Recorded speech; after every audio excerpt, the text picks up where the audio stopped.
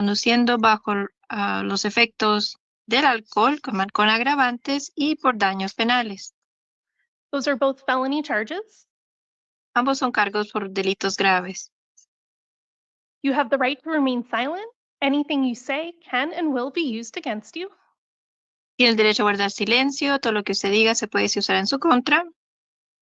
You have the right to be represented by an attorney, and it is ordered appointing the public defender to represent you.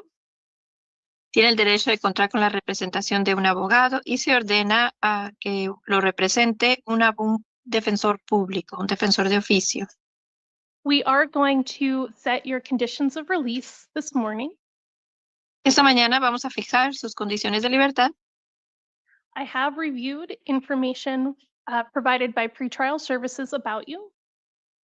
Ya revisé información que me presentó la agencia previas al juicio. That lets me know about your ties to the community and any relevant criminal history. Lo cual me da información con respecto a los lazos que usted tiene aquí con la comunidad y sus antecedentes penales. I have reviewed the interim complaint, which describes the circumstances leading to your charges.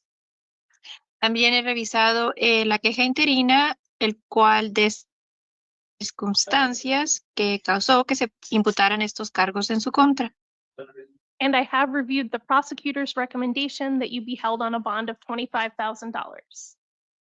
Y también revisé la información con respecto a la recomendación de la Fiscalía que se quede usted detenido con una fianza de $25,000.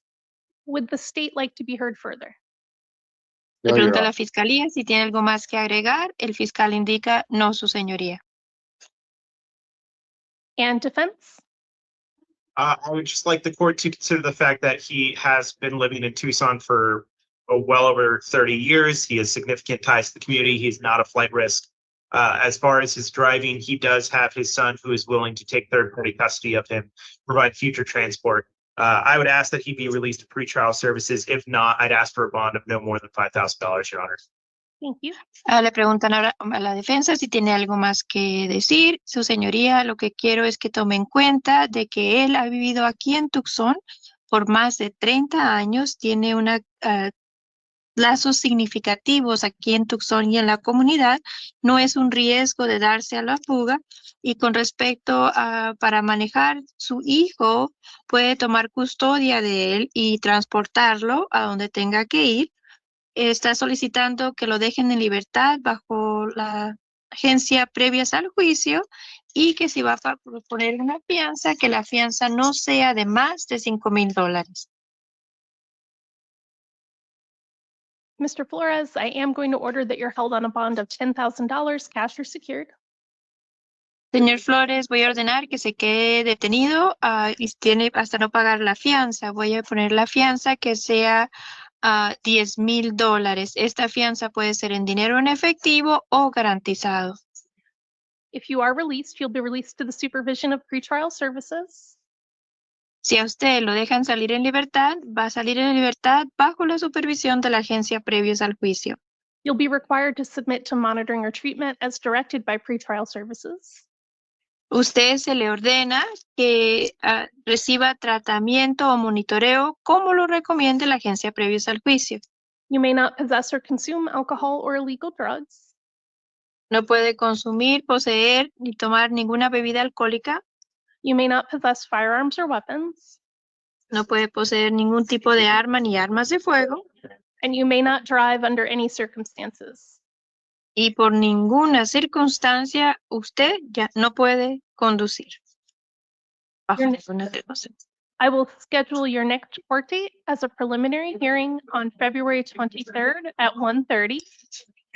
Voy a fijar su próxima audiencia en la corte, una audiencia preliminar el 23 de febrero a la 1:30 de la tarde.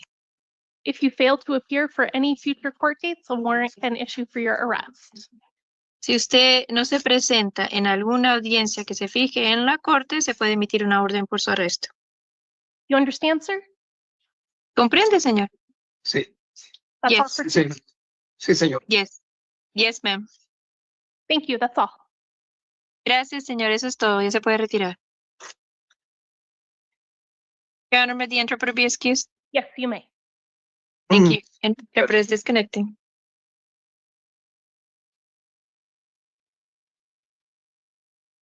Vas a pasar aquí por los salones, siempre del lado izquierdo.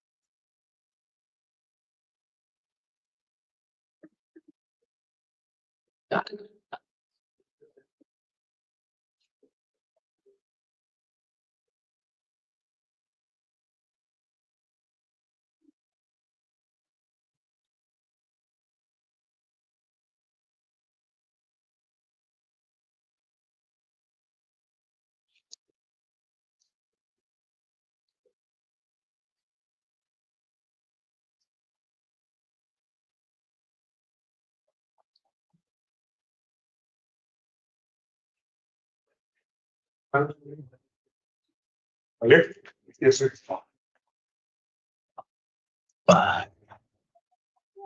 Morning. Yeah. Did she give you a file for Marcos Tapia? Did I? Oh, you know what? I see. Sorry, I just couldn't see it. Okay, thank you. Good morning. Please state your name. Marcos Tapia. Mr. Tapia, this is your initial appearance. You are here on a couple of different matters. You have a warrant that was issued out of Pima County Justice Court on charges of assault from July of 2025. That warrant was issued in January of this year. And then you also have a Tucson City Court case that dates back, I think, to 2014. This assault charge, I've never assaulted anybody. And I don't even know. it appears that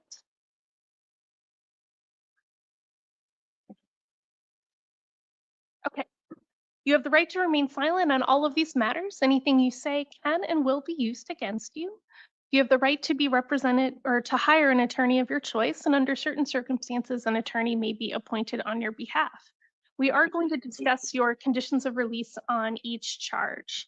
In the city court case, your assigned judge has requested that you be held on a cash bond of $25. I believe that is the amount of restitution that is owed in that case from 2014. So in that case, I am going to order that you are held on the bond of $25 cash. I don't have money right now. Okay. Your next court date will be on February 20th. That's at 1:45 for a video review. However, if you've posted your bond and been released before then, your next court date instead will be March 12th at 1:30. I am going to appoint the City of Tucson Public Defender to represent you in that matter. And then in the Pima County Justice Court matter, I am going to order that you are released on your promise to appear for court. Your next court date in that matter will be February 23rd at 9:30. That is with Judge Garza at Pima County Justice Court. Your additional conditions of release are no alcohol or illegal drugs, no contact with the alleged victim of the assault from July, and do not return to the incident location. Now, I'm only given the warrant in this situation, so I don't have any more information about the alleged offense than that. But if you show up to court, they should be able to provide you with all of the information regarding the allegations. Okay, sir? Okay. If you fail to appear for any future court dates, a warrant can issue for your arrest. Do you understand? Yes, ma'am. All I'm right. getting there. That's all for today. Thank you. Okay. Can I be released today? So you're held on the 25. I understand. That's the point of the first. You have to speak to your attorney that just got appointed. They'll be reaching out within the next week. Okay, you can talk to them about getting that fixed for that point. Okay. Hi, everybody. Yeah, I understand, but that's what the judge ordered in our judgment deadline. Okay, that's it. Thank you.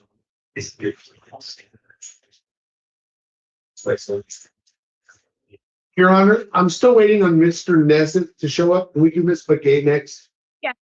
Thank you. Thank you.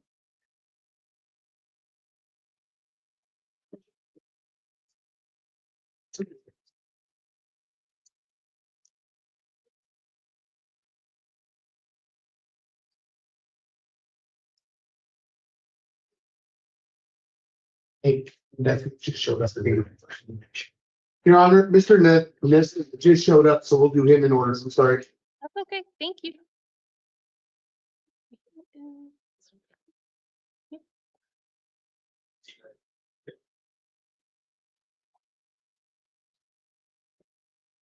Good morning. Please state your name, sir.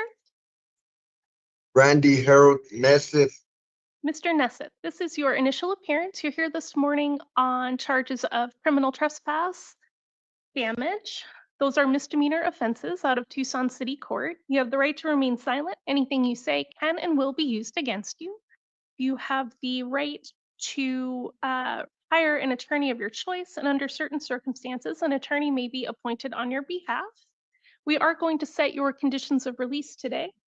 Mr. Nesset, if I order that you are released on your promise to appear for court, will you show up to your future court dates? Yes, ma'am. All right, so I am going to order that you're released on your promise to appear for court.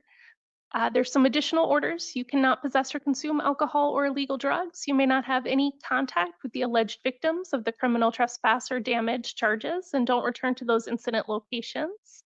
Your next court date is scheduled for March 12th at 2 p.m. That's with Judge Bond at Tucson City Court.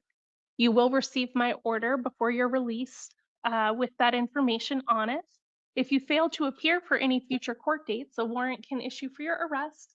The hearings can go forward without you, and that includes your trial. And if you are found guilty and fail to appear for sentencing for 90 days, you can lose your right to a direct appeal. You understand, sir? Yes, ma'am. All right, that's all for today. Thank you.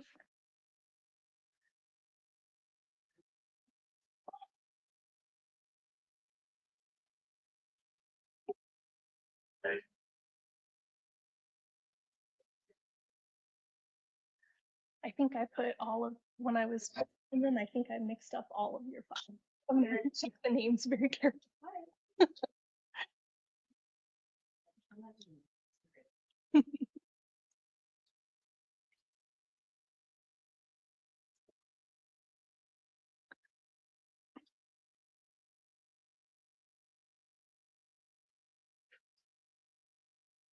I'm sure not. You're right. Thank you. Good morning, please state your name. Tina Marie Begay. Mr. Gay, this is the time for a review hearing on your warrant out of Pinal County. It looks like you are still being held here on a local matter. Is that correct? Correct. All right, so I'm going to set a hearing in approximately 30 days for March 13th at 9 a.m. The purpose of that hearing will be to review your Pinal County warrant and see if you are still being held here locally or if you have been released either on the bond in that warrant or to the custody of Pinal County. If you are still here, the jail will make you available for that hearing. And if you have been released, you will not need to worry about this particular hearing. We will simply stop reviewing the status of your Pinal County warrant. There was previously a bond ordered of, I think, $2,500 on this Pinal County warrant. So I'm affirming that bond. If you are released on that bond, you must arrange to appear in Pinal County. You understand? Yes. All right, that's all for today. Thank you. Thank you.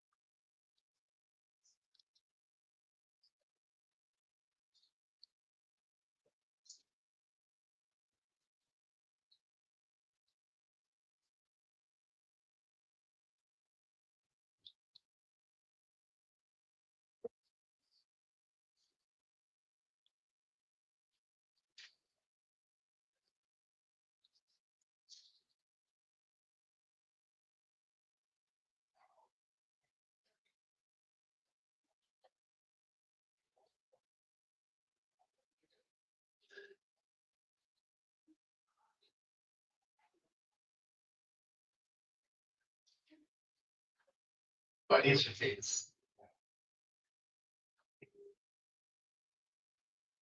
Yes, to begin, folks. All right, okay, everybody, inside, inside. Thank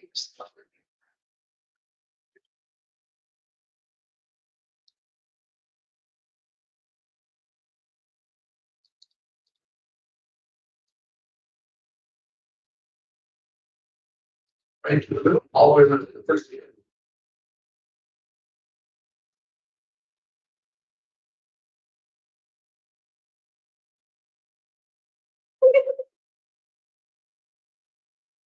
Right, guys. What on that? It's gonna be first in the chair, everybody else, as one moves down, just go over. Morning. Please state your name, sir. Isaiah Aronda. Mr. Aronda, this is the time for your initial appearance. You're here on a warrant for charges of theft out of Pinal County. You have the right to remain silent. Anything you say can and will be used against you. You have the right to hire an attorney of your choice, and under certain circumstances, an attorney may be appointed on your behalf in Pinal County. We are going to discuss your conditions of release, and I have reviewed the warrant that was issued by the judge in Pinal County. And I have been directed by administrative order to give the highest priority to the bond amounts set by out-of-county judges when considering conditions of release on an out-of-county warrant. They did issue the warrant in the amount of $527 cash. That is very specific. I am going to affirm that bond amount. However, I am also going to order that since this is a misdemeanor, that they have to make their arrangements to take custody of you within 24 hours. And if they don't actually take custody of you within 72 hours, then your conditions of release from Pima County will switch to released on your own recognizance, okay? And then otherwise abide by any previously ordered conditions of release if you do post your bond and arrange to appear on this case in Central Pinal Justice Court. Do you understand, Mr. Aronda? Yes. All right, if you fail to appear for any future court dates, a warrant can issue for your arrest. And I am going to set, actually, they did give me a court date. So I'm giving you a court date for a case management conference in Pinal County on March 3rd. So if you're released, go to court on March 3rd at 9 a.m. And if you are not released, then they will pick you up and probably see you much sooner than that. Okay. That's all for today. You have to court date it first. Mr. Hendricks, you're up, sir. You can go down the steps or left-hand side of the board. Please state your name, sir. Todd Hendricks, 1D TOD. Thank you. Mr. Hendricks, this is your initial appearance. It looks like you were arrested on a warrant for charges of disorderly conduct and interfering with judicial proceedings. On this warrant, it looks like those charges are from way back in 2014 and that this is a post-adjudication warrant. So the charges have already been adjudicated. And the warrant was issued in September of 2024. You have the right to remain silent. Anything you say can and will be used against you. You have the right to hire an attorney of your choice, and under certain circumstances, an attorney may be appointed on your behalf. It's my understanding that the named victim of the charges is also present and would like to be heard before I decide your conditions of release today. I was not provided with the name of that victim, oh, I was just told it was Barbara. So Barbara, if you are present, you may need to hit *6 to unmute, and then I would be happy to hear from you.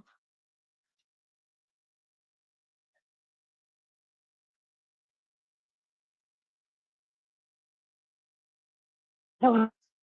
Hello, good morning. What would you like me to know? First of all, I think you have the wrong charges. You said 2014. It could be a typo on This here? was recent.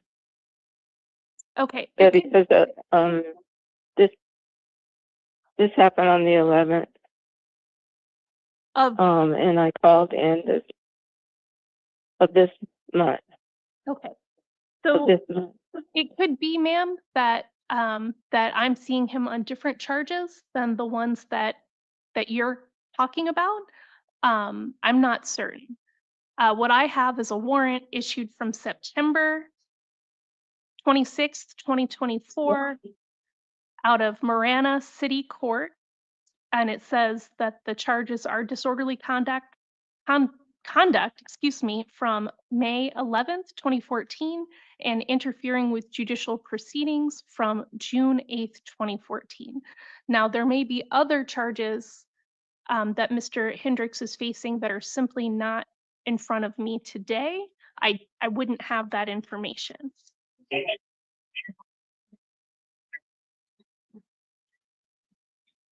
Well, Miss Barbara, actually, we had some issues with our files today, and I'm looking at the Marana case, but there's also a Tucson City Court case. And so let me find that. Oh, here it is. And that is the one that's probably here. Okay, so let me pull that up. I apologize. And I believe the warrant for 2014 was for failure to appear, and we are 6 months in. I don't want 6 months in Tucson. Okay. And that's why he didn't appear. All right, so then let me tell But that one doesn't have anything. Let me tell That Mr. one doesn't have anything to do with me. Thank you. So let me tell Mr. Hendricks that I also have him today for 2 charges of disorderly conduct, which are misdemeanor domestic violence offenses out of Tucson City Court, and that those are alleged to have occurred on February 11th. And sir, you have the same rights: the right to remain silent, the right to hire an attorney, and under certain circumstances, an attorney may be appointed on your behalf. So I'm going to be determining conditions of release on both of these matters. And now,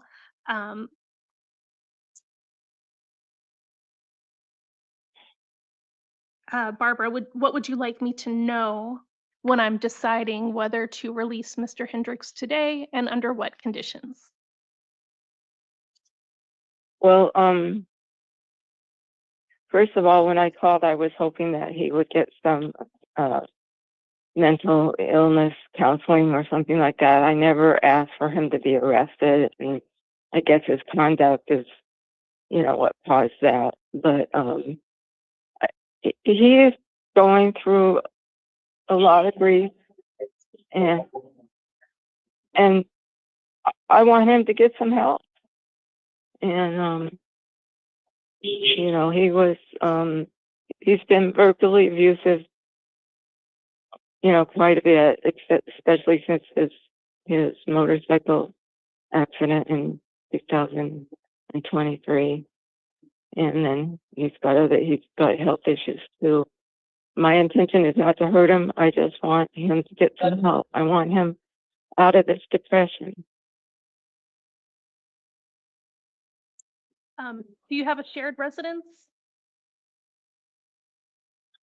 We do. We share a residence in Tucson, and then when we go to Idaho, he has a separate residence up there. I have 4 houses up there, and then 1 here. Okay. And the 1 here we share. And the information I was provided from pretrial services is that you do not want him to return to the shared residence, but you are okay with having further contact with him. Is that correct? That would be all right. I want him to have his things, and he has a phone, and a lot of other things, and of course 13 years of accumulation here too. So I need to know what to do. Okay, so we're not deciding the whole case today. We're just deciding whether I release him from jail and what conditions are going to be in place from now until his next court date. Okay. So is there anything else that you'd like to say, or is that everything? They just want to return to the house if that is. I mean, I don't know what. And I don't know what your procedures are. So I haven't decided yet. I'm about to decide. And is there anything else you want me to know before I decide? No, it's just I'm fearful. Okay, thank you so much. Morning, ma'am. And I apologize for my earlier confusion. Okay. So, Mr. Hendricks, I am going to order that you are released on your promise to appear in both of these cases. You may not return to the alleged victim in the Tucson City case's residence, except you can return one time with a police escort to obtain your necessary belongings. You may not possess or consume alcohol or illegal drugs. You may not commit any acts of domestic violence. And your next court date is going to be on March 24th at 1:30. And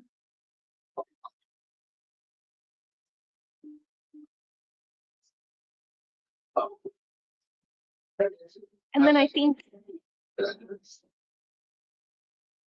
only written contact with Ms. Hornby would be appropriate between now and your next court date. So if you need to exchange emails or text messages for logistical purposes, that makes sense to me.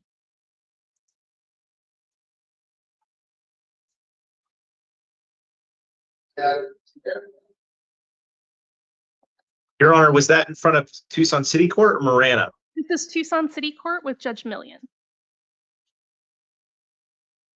What time was that at again? 1:30.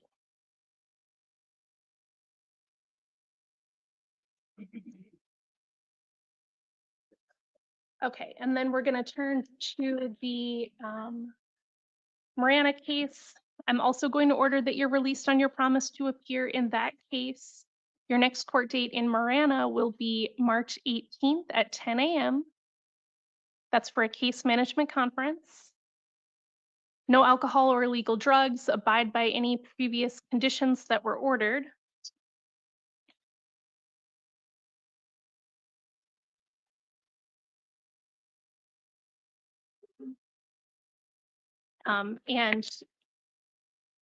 Mr. Hendricks, I know that it sounds like you go back and forth between Arizona and another state. You need to take care of these cases before you leave the state or get permission from your assigned judges to leave the state, okay? Yeah. All right. You understand that if you fail to appear for court, it is very likely that warrants will issue for your arrest? Yes. And then in the Tucson City Court case, today is also your arraignment. So I need to tell you that if you fail to appear for future court dates, the hearings can also go forward without you being there, including your trial. And if you are found guilty and fail to appear for sentencing for 90 days, you can lose your right to a direct appeal. That's all for today.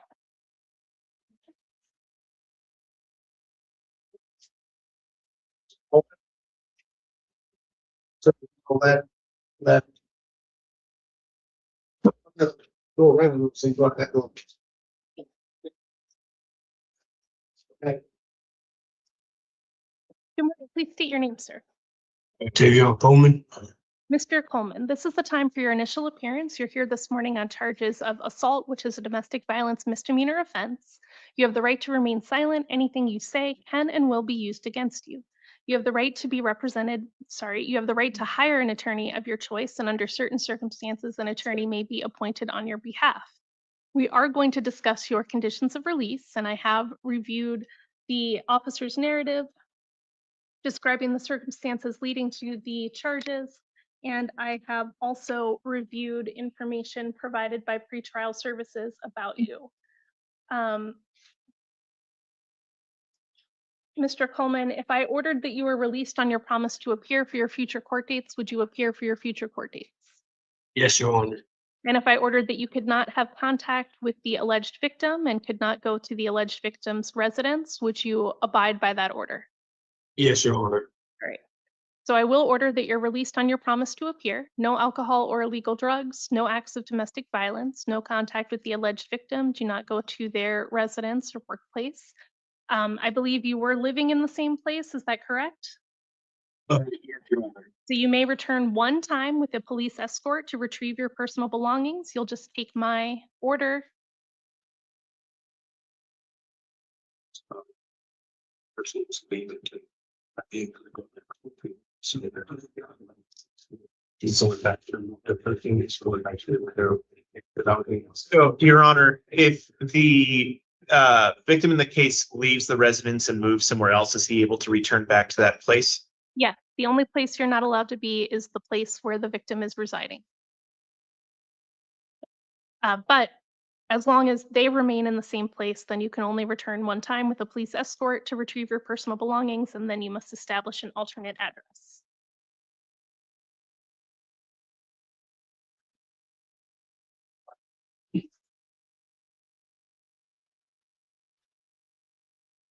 Your next court date will be on March 16th at 2 p.m. with Judge Maldonado at Tucson City Court.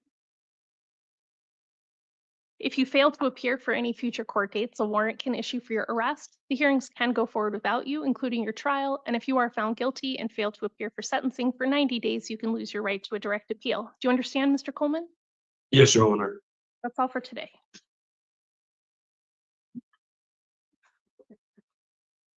Espinosa,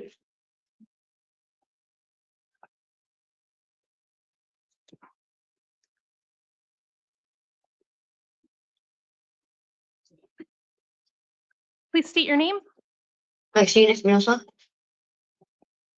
Ms. Espinosa, this is the time for your initial appearance. You're here this morning on new charges of possession of drug paraphernalia and criminal trespass, as well as a set of the same charges that are older and warrants that issued for your arrest out of Tucson City Court. You have the right to remain silent. Anything you say can and will be used against you. You have the right to hire an attorney of your choice, and under certain circumstances, an attorney may be appointed on your behalf. We are going to set your conditions of release. And if I were to order that you were released on your promise to appear for court, Ms. Espinosa, would you be able to keep track of your court dates and appear at court? Yeah. All right. Oh, So I'm going to give you the chance to do that. I will release you on your promise to appear. As additional conditions of your release, you may not possess or consume alcohol or illegal drugs. You may not have any contact with the alleged victim of the criminal trespass charge, and do not return to that location. Your next court date is scheduled for March 17th at 9:30 in the morning with Judge Blue. If you fail to appear for any future court dates, warrants can issue for your arrest. The hearings can also go forward without you being there, and that includes your trial. And then if you are found guilty and fail to appear for sentencing for 90 days, you can lose your right to a direct appeal. You understand, Ms. Espinosa? yeah. All right. Your Honor, can you repeat the time of that hearing?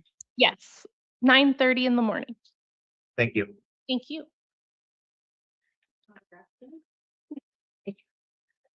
Thank you. Tony Henderson,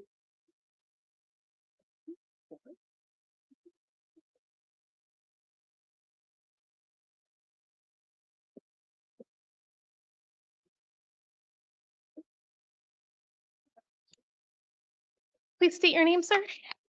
Tony Henderson. Mr. Henderson, this is your initial appearance. You're here this morning on charges out of Tucson City Court that are in failure to appear or warrant status. Those include a couple of counts of criminal trespass, shoplifting, theft of services, and solicitation. You have the right to remain silent on all of these matters. Anything you say can and will be used against you. You have the right to hire an attorney of your choice, and under certain circumstances, an attorney may be appointed in your behalf. We are going to discuss your conditions of release.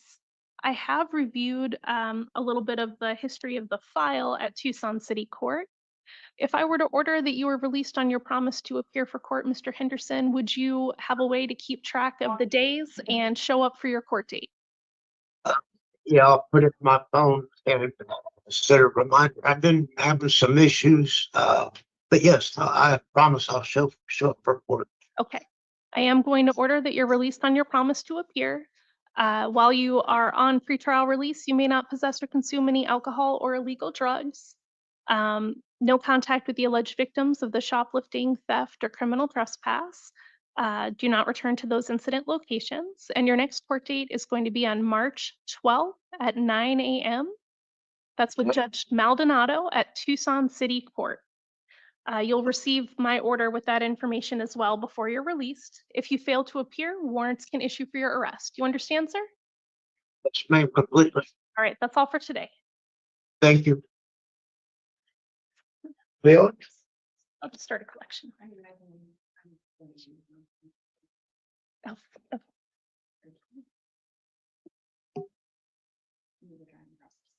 Yep.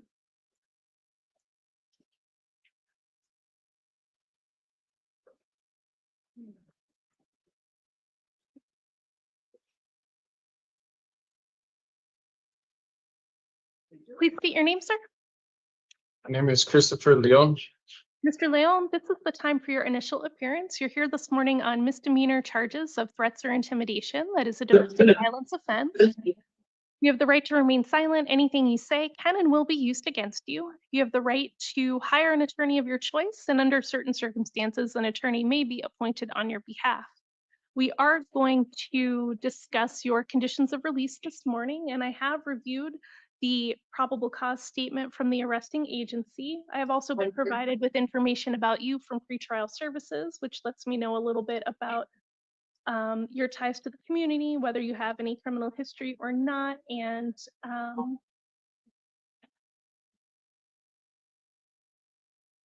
their assessments and recommendations.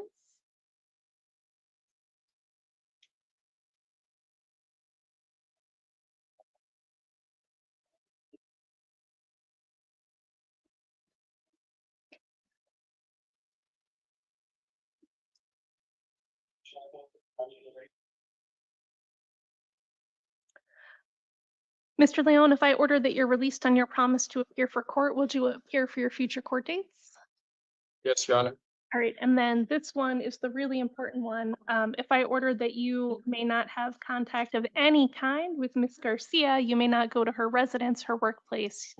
If you see her somewhere, you leave that place. Will you abide by that condition? Yes, Your Honor. I promise to show up for my court date and not have any contact with this person.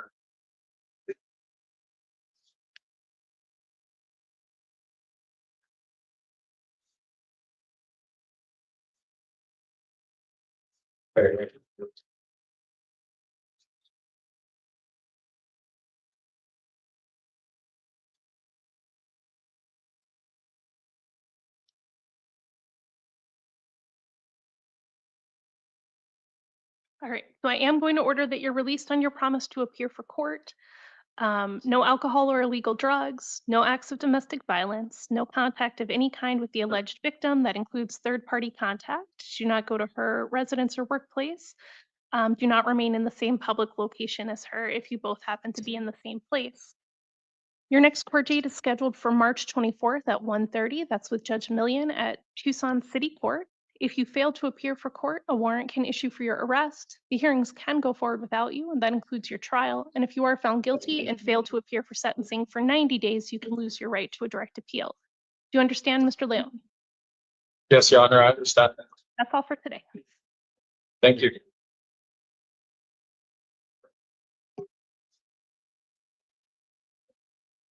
Okay.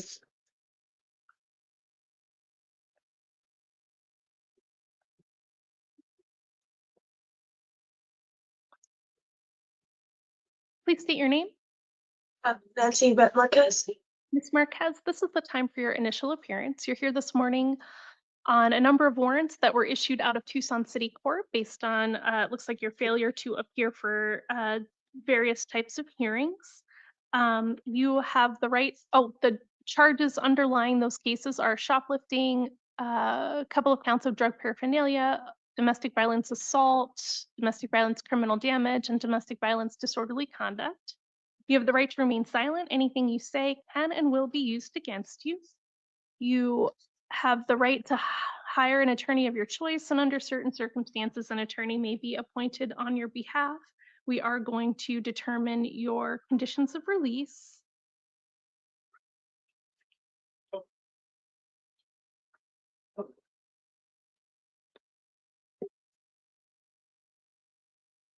I am going to order that you're held on a bond of $500, cash or secured. If you post your bond and are released, your additional conditions are no alcohol or illegal drugs, no acts of domestic violence, and abide by any previously ordered conditions of release. I will appoint the City of Tucson Public Defender to represent you.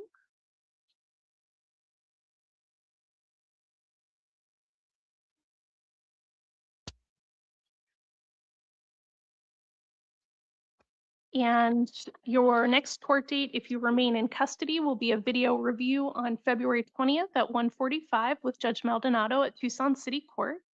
However, if you post your bond and are released before then, your court date will instead be on March 16th at 9 a.m.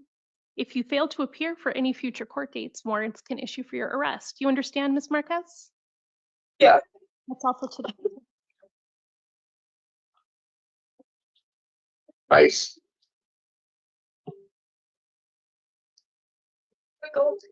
Out there. Please state your name. Loretta Rice. Ms. Rice, this is the time for your initial appearance. You're here this morning on a charge of assault, which is a domestic violence misdemeanor. You have the right to remain silent. Anything you say can and will be used against you. You have the right to hire an attorney of your choice, and under certain circumstances, an attorney may be appointed on your behalf. We are going to set your conditions of release today. I have reviewed the officer's narrative as well as information provided by pretrial services. If I were to order that you were released on your promise to appear for court, would you appear for your future court dates? Yes, ma'am. I am going to order that you are released on your promise to appear. Additional conditions are that you may not possess or consume any alcohol or illegal drugs, and you may not commit any acts of domestic violence. Your next court date is scheduled for March 24th at 1:30. That's with Judge Millian at Tucson City Court for a domestic violence arraignment. I need to advise you that if you fail to appear for any future court dates, a warrant can issue for your arrest. The hearings can also go forward without you, and that includes your trial. And if you are found guilty and fail to appear for sentencing for 90 days, you can lose your right to a direct appeal. You understand? Yes, ma'am.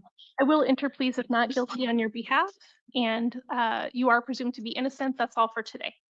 Thank you, ma'am. Thank you. Any other new charges? Riggy.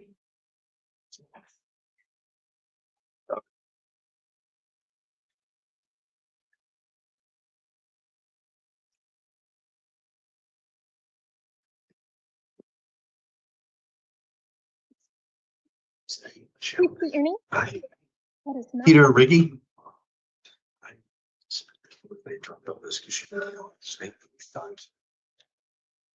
And I have the paperwork. Yeah, the paperwork, I would recommend you just bring it and get it to me. Okay, okay. But this isn't really for that.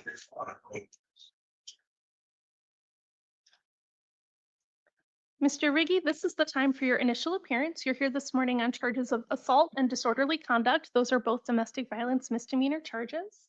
You have the right to remain silent. Anything you say can and will be used against you. You have the right to hire an attorney of your choice, and under certain circumstances, an attorney may be appointed on your behalf. We are going to set your conditions of release today. I have reviewed the officer's narrative describing the circumstances surrounding the charges, and I have also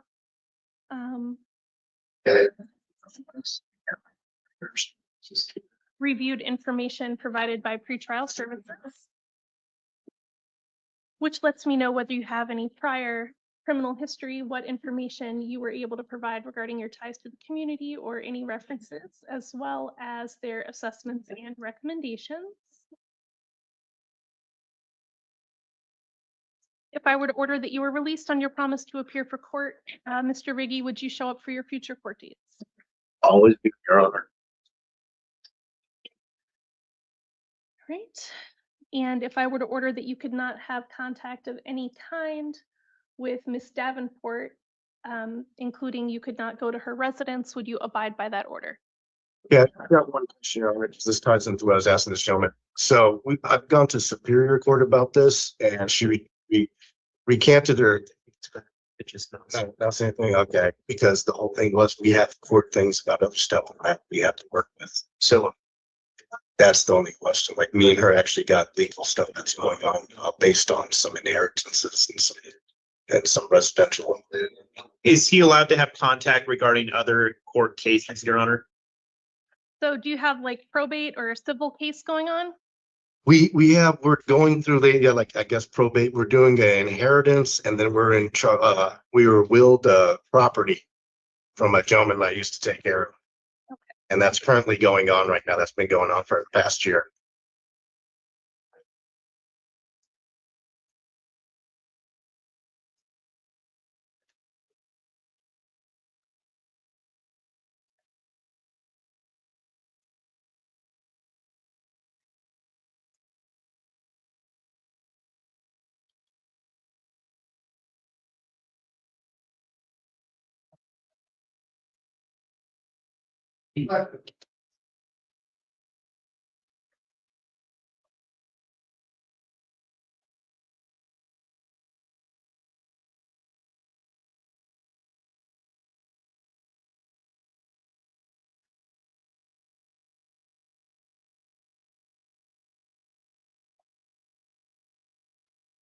I would be able to make a, what do you call it, like, if I can talk to her, do the lawyer, and then like her son is my kind of like my stepson, that would be it, and I'll keep no distance away from her.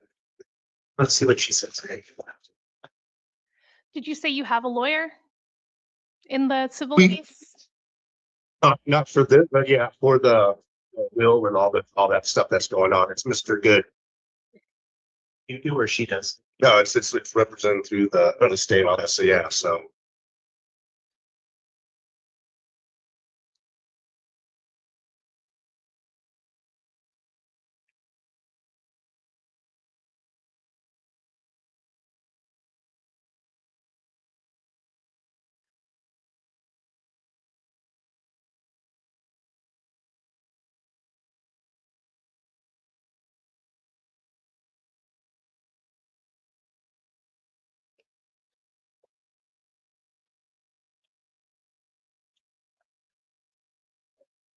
All right.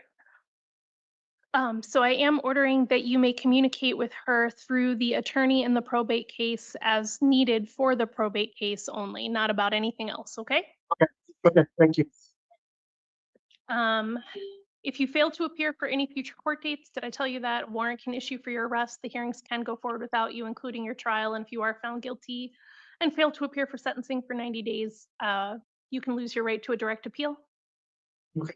I will enter pleas of not guilty on your behalf. You are presumed to be innocent. That's all for today. Do I get out of here? Your Honor, I don't believe you scheduled his next court date. Yeah, I didn't hear that. March 24th at 1:30? Yes. March 24th at 1:30. All right, thank you.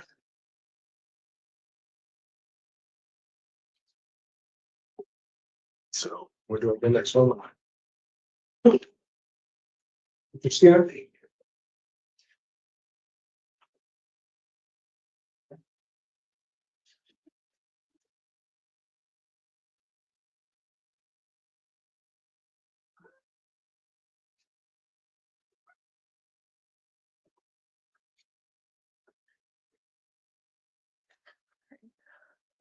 Please state your name. Robert Skinner?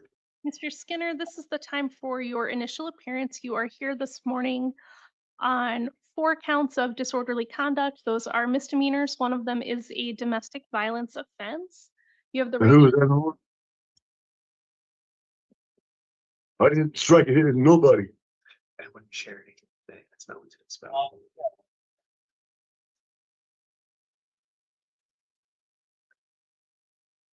Let's see.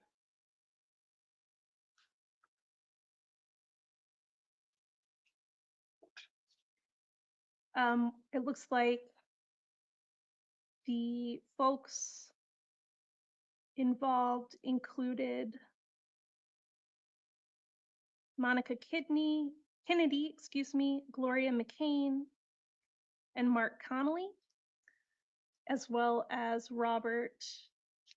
Nope, that's you, as well as, thought there was another name, Daniel. All right, you have the right to remain silent. Anything you say can and will be used against you. You have the right to hire an attorney of your choice, and under certain circumstances, an attorney may be appointed on your behalf. We are going to set your conditions of release, and I have reviewed the officer's narrative, as well as information provided by pretrial services. If I were to order that you were released on your promise to appear for court, would you appear for your future court dates, Mr. Skinner? Yes. So I am going to order that you are released on your promise to appear.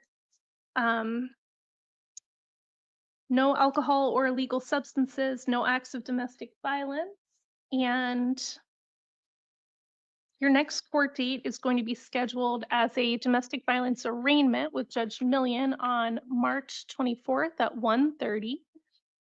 If you fail to appear, a warrant can issue for your arrest.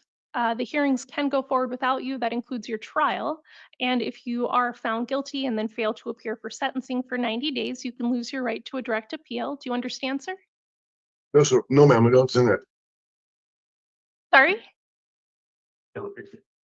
I'm straight. No, do you understand what can happen if you don't show up to court? No, ma'am. Okay, so if you fail to appear for any of your future court dates, these are the things that can happen. The court can issue a warrant for your arrest. The hearings can actually take place without you, and that includes your trial to determine your guilt or innocence.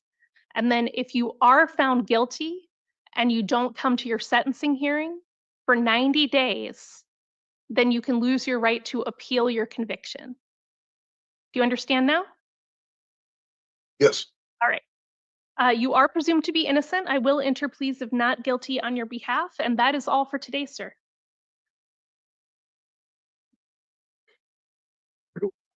So you're going to be next. Your next court is on March 24th, and there's some city court codes. Which way do You're going to go out that way. Miss Watts? See you back in the room. What? That's the right, sir.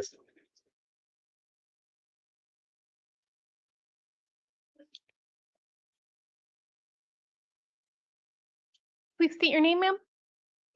Britney Watts.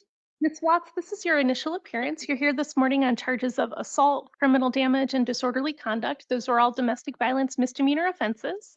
You have the right to remain silent. Anything you say can and will be used against you. You have the right to hire an attorney of your choice, and under certain circumstances, an attorney may be appointed on your behalf. We are going to discuss your conditions of release, and I have reviewed the officer's narrative describing the circumstances surrounding your arrest. I have also reviewed information provided by pretrial services, which lets me know more about you, including whether you have any criminal history or whether you were able to provide information about your ties to the community or other references. If I were to order that you were released on your promise to appear for court, would you appear for your future court dates? So I am going to order that you're released on your promise to appear. Additional conditions are to possess or consume no alcohol or illegal drugs and commit no acts of domestic violence. Your next court date is scheduled as a domestic violence arraignment with Judge Millian on March 24th at 1:30 in the afternoon. If you fail to appear for any future court dates, a warrant can issue for your arrest. The hearings can go forward without you, including your trial. And if you are found guilty and fail to appear for sentencing for 90 days, you can lose your right to a direct appeal. Do you understand, Ms. Watts? Yes, ma'am. I will enter pleas of not guilty. You are presumed to be innocent. That's all for today. Thank you, ma'am.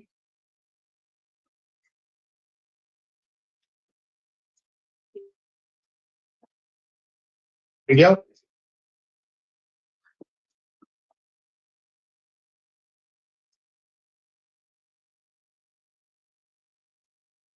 Please state your name, sir. Lar Miguel III. Mr. Miguel, this is the time for your initial appearance. You're here this morning on felony charges, including, it looks like 2 counts of kidnapping and 1 count of robbery and 1 count of first-degree murder. You have the right to remain silent. Anything you say can and will be used against you. You have the right to be represented by an attorney, and it is ordered appointing the public defender's office to represent you. We are going to determine your conditions of release today. I have reviewed the interim complaint, which describes the circumstances surrounding your arrests on these charges. I have also been provided with information by pretrial services, and that information tells me more about you, including whether you have any criminal history, previous felony convictions. It also lets me know if you were able to provide information about your ties to the community and references. And it contains their assessments and recommendations. Finally, I have also been provided, excuse me, with the prosecutor's recommendation, and the prosecutor's office is asking $1 million, cash or secured. Would the state like to be heard further? Yes, Your Honor. While I said it in my recommendation, the injuries and the nature of the offense are extremely, or they're just extreme trauma to the victim. She was left on the side of the road, coughing up blood. She was screaming for her life as he continued to attempt to kidnap her, beat her. In the interview, there's indications that this might have been sexually motivated. He poses an extreme danger to the community, to women in the community. And he was on probation for an aggravated assault as well. And so we believe $1 million is appropriate. Thank you. I also wanted to note that the defendant's parents are present in the courtroom. I forgot to note that earlier, and defense. Yes, Your Honor. While I understand the severity of the allegations here, and I understand that he was on probation, I believe $1 million is effectively being held no bond, especially given his employment as an arcade technician. He's not making anywhere near the amount. I understand that his FTA scale and his new violent crime scale are two of the things that are considered, but his ability to pay is one of the factors that needs to be considered by the court. With that in mind, I'd ask for something lower than $1 million. I think even $500,000 is more than enough to make sure if he was able to pay that, that he would not be committing any new crimes, Your Honor. Thank you. Mr. Miguel, for today, I am going to order the bond be set at $1 million, cash or secured. If you are released, you'll be released to pretrial services, monitoring or treatment as directed by pretrial services, no alcohol or illegal drugs, no firearms or weapons, and do not initiate contact of any kind with the family of the alleged victim. And then if you are released, contact your assigned probation officer on the first working day following release from custody. I'm not sure if a probation hold was entered after the calendar was created, but just for everyone's knowledge, can the jail confirm whether they've received a probation hold? Not at this time, Your Honor. That's all for today. But his next court date, Your Honor. Oh, sorry, I thought I said it. That will be February 23rd at 1:30 for a preliminary hearing. If you fail to appear for future court dates, Mr. Miguel, a warrant can issue for your arrest. Do you understand? Yes, ma'am. That's all for today. It's in Monday, but it's a holiday. Okay. Okay. So tough. So people. So Tuesdays. You'll have your attorney yesterday. Okay. Cool. If I'll go with us.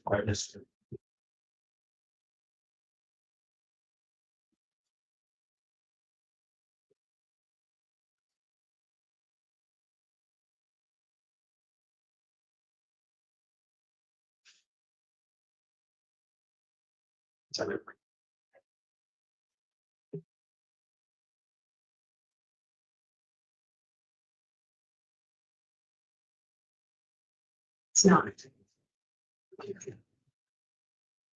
The middle, all the way around to the person.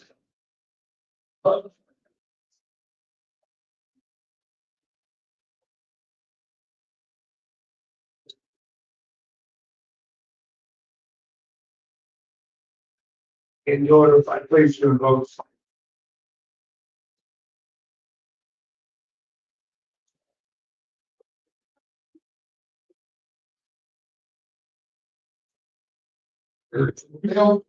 Go first. Yeah.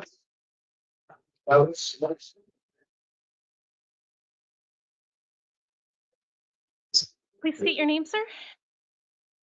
Nelson Boteo. Mr. Boteo, this is the time for your initial appearance. You're here this morning on charges of possession of a narcotic drug, burglary, and possession of drug paraphernalia. You have the right to remain silent. Anything you say can and will be used against you.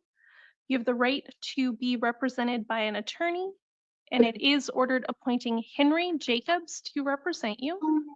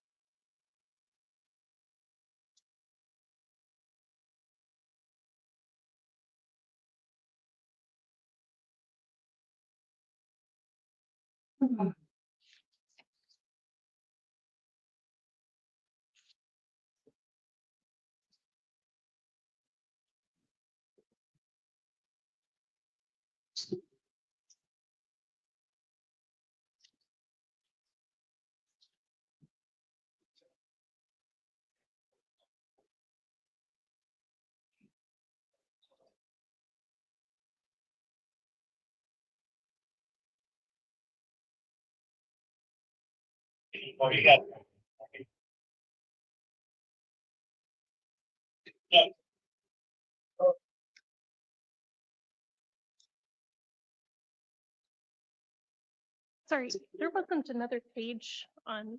Okay.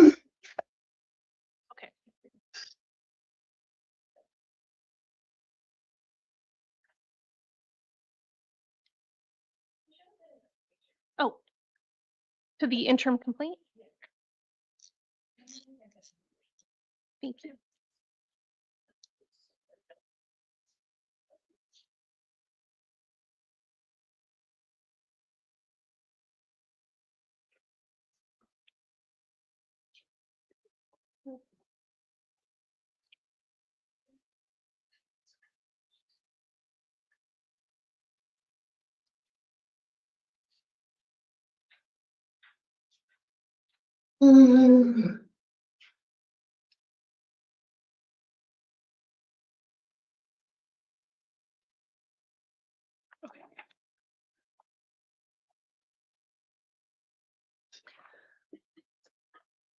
Sorry,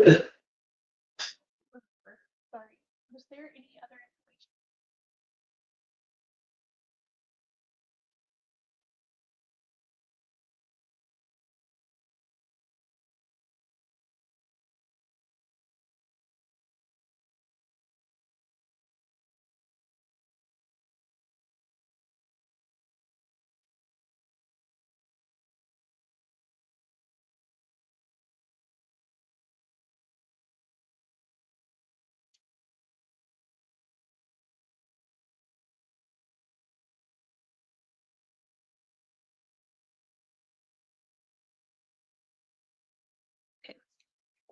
I didn't write it down. All right, so I did not find probable cause for the drug charges, but I did find probable cause for the burglary charge.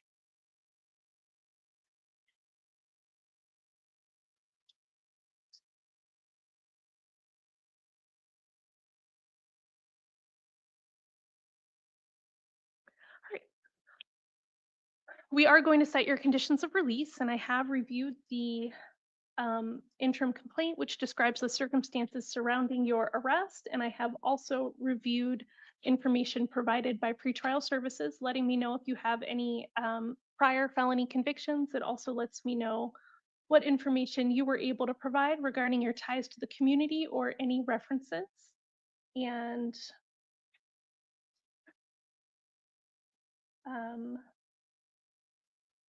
their assessments and recommendations. Finally, I have reviewed the prosecutor's recommendation, which is that you be held on a bond of $20,000. Would the state like to be heard further? No, Your Honor. Thank you. And defense. Yes, Your Honor. I understand a probation hold is likely on the way, given that he was on probation at the time, but at this time, a probation hold does not exist.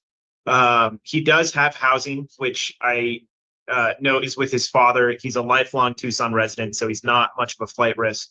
I believe the fact that he's unemployed, $20,000 is too high of a bond. If bond is in place, I'd ask for no more than $2,000, Your Honor. Thank you.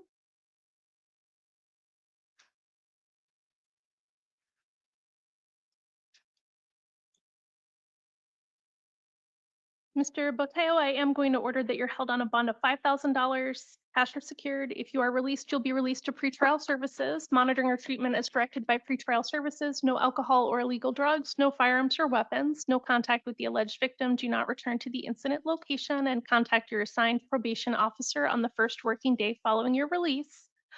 I will schedule your preliminary hearing for February 23rd. That is at 1:30.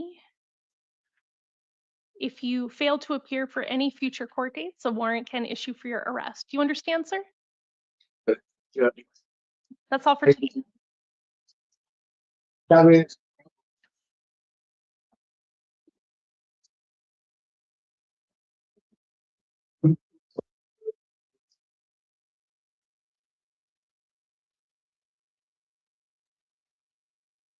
Please state your name, sir. Raul Chavez. Thank you. Mr. Chavez, this is the time for your initial appearance. You are here this morning on warrants that were issued out of Superior Court for charges including kidnapping, aggravated assault, and discharging a firearm in city limits. There are multiple ways that the kidnapping and assault charges are pled. You have the right to remain silent. Anything you say can and will be used against you. You have the right to be represented by an attorney, and it is ordered appointing Bobby Berry to represent you. And we are going to determine your conditions of release today. I have reviewed the warrant, which was issued in the amount of $50,000. Also reviewed information provided by pretrial services, which lets me know whether you have any prior felony history. It also lets me know what information you were able to provide regarding your ties to the community and any references, as well as their assessments and recommendations. And I have reviewed the prosecutor's request that you be held without bond in this matter. And I do see that this offense is alleged to have occurred. On the warrant, it says August 15th and 16th of 2025. In pretrial services, it says September 16th. And then I also see that you were released in a separate felony case back in July of 2025. So I believe the request is based on the fact that you were on pretrial release when these felonies are alleged to have occurred. Would the state like to be heard further? That's it in a nutshell, Your Honor. He was on release. In the warrant, that's the actual date we've alleged the charges. That's in August of 2025. He was released to pretrial services in 2025-1137 when that occurred. The warrant does ask for $50,000. However, in reviewing this matter, consulting with law enforcement, he was on release, and we're going to be requesting him to be held without bond and a bond hearing to be set within the next week. Thank you. Defense? I think given the circumstances, I don't have any grounding. Yeah. So in these circumstances, Mr. Chavez, at the initial appearance, I do order holding you without bond because the Arizona Constitution says you're not eligible for bond. The state does have to approve a couple of additional elements to continue holding you without bond. And so I'm going to set a hearing on February 18th. And at that hearing, the state will either bring forward evidence to the court and prove those elements, or they will recommend a bond amount and conditions of release. And then the judge will decide what to do. That's, again, February 18th at 1:30. And then I do also need to set your preliminary hearing, or no, not your preliminary hearing, your arraignment. Your arraignment I'm going to schedule for February 20th at 1:30. And if you have been released before then and fail to appear, a warrant can issue for your arrest. Do you understand, sir? Sure. All right, that's all for today. Thank you, sir. Sir. De La Rosa? Thank you. Good morning. Please state your name. Agustin de la Rosa.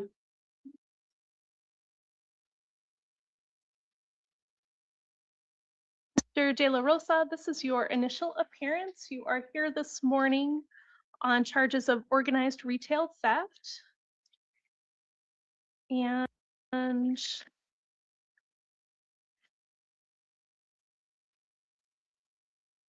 oh, I see. That is a felony offense. You have the right to remain silent. Anything you say can and will be used against you. You have the right to be represented by an attorney. It is ordered appointing the legal defender's office to represent you, and we are going to determine your conditions of release today. I have reviewed the interim complaint, which describes the circumstances surrounding your charges. I have also reviewed information provided by pretrial services, which lets me know whether you have prior felony convictions. It also lets me know what information you were able to provide regarding your ties to the community and any references, as well as pretrial services, assessments, and recommendations. And then I have also reviewed the prosecutor's recommendation.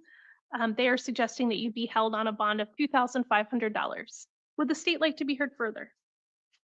No, Your Honor. And defense? Yes, Your Honor. He is a lifelong resident. He does have transportation and housing with his brother, which is a very different circumstances than it's been before this arrest. He hasn't been in trouble for a few years now.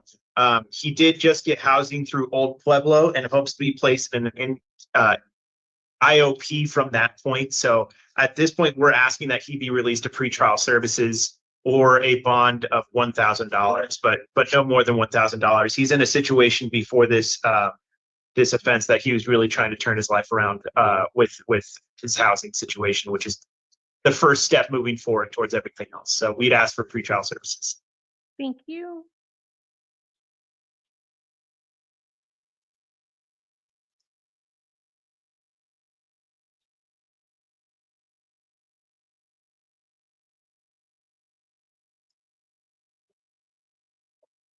Okay.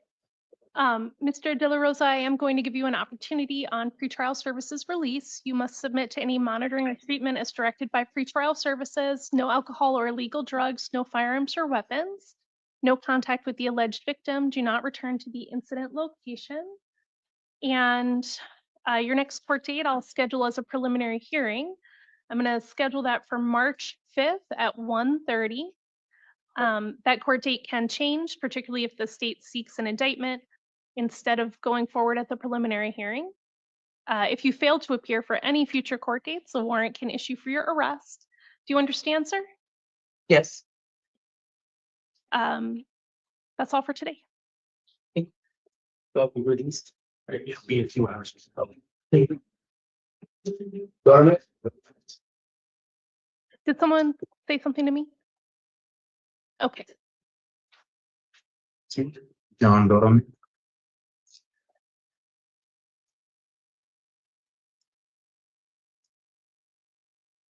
Good morning. State your name. John Dorman. Thank you, Mr. Dorme. This is the time for your initial appearance. You are here this morning on charges of possession of a narcotic drug for sale and unlawful possession of drug paraphernalia. You have the right to remain silent. Anything we say can and will be used against you. You have the right to be represented by an attorney, and it is ordered appointing the public defender's office to represent you. We are going to discuss your conditions of release, and I have reviewed the interim complaint, which describes the circumstances leading to the charges.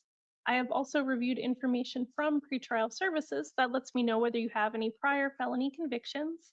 It also lets me know what information you were able to provide regarding your ties to the community or any references, as well as pretrial services assessments and recommendations. And I have reviewed the state's request that you be held on a bond of $20,000, cash or secured. Would the state like to be heard further? No, Your Honor. Thank you. And defense? Yes, Your Honor, he is an active participant with Hope, and they're actually present here today, and they've spoken to me about Mr. Dorme's situation.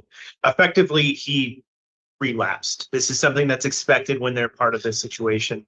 And it's, I'm not going to go into why sales are happening. That's not what today's hearing's about, but it's very common for people that are using to sell as well. With that in mind, he does have housing. He is employed.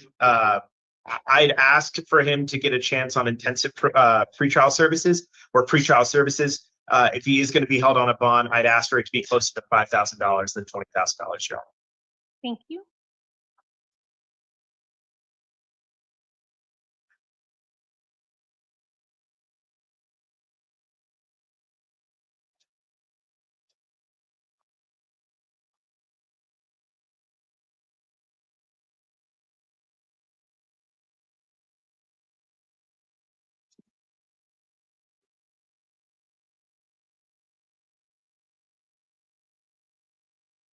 Great. I will order the bond of $5,000 cash or secured.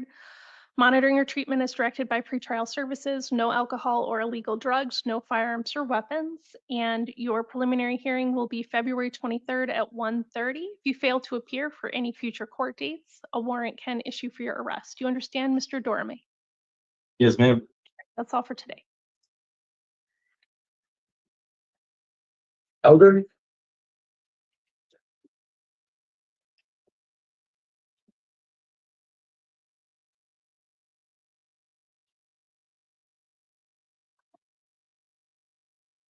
Please state your name. Jayen Elder. Ms. Elder, this is the time for your initial appearance. You're here this morning on charges of organized retail theft. That is a felony offense. You have the right to remain silent. Anything you say can and will be used against you. You have the right to be represented by an attorney, and it was not the public defender for her co-defendant, right? Great. All right, so I am appointing the public defender's office to represent you. We are going to set your conditions of release today. I have reviewed the interim complaint that describes the circumstances surrounding your arrest. And I have also reviewed information provided by pretrial services that lets me know if you have any criminal history or not. It also lets me know what information you were able to provide regarding ties to the community and references. It contains their assessments and recommendations as well. And finally, I have reviewed the recommendation of the county attorney, which is that you be released to pretrial services. So I will order that you are released to pretrial services unless anyone needs to be heard further. No, Your Honor. And you will be required to submit to any monitoring or treatment as directed by pretrial services. No alcohol or illegal drugs, no firearms or weapons, no contact with the alleged victim of the organized retail theft. Don't go back to that location. And then I will set your preliminary hearing. That's going to be on March 5th at 1:30. It's possible that court date will change. If the state seeks an indictment, you'll instead be summoned to an arraignment. If you fail to appear for any future court dates, a warrant can issue for your arrest. Do you understand, Ms. Elder? Yes. All right, that's all for today.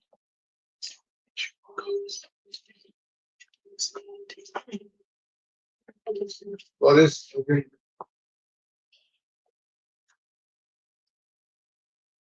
Morning.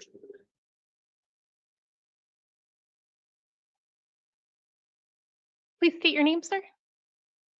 Adrien Flores.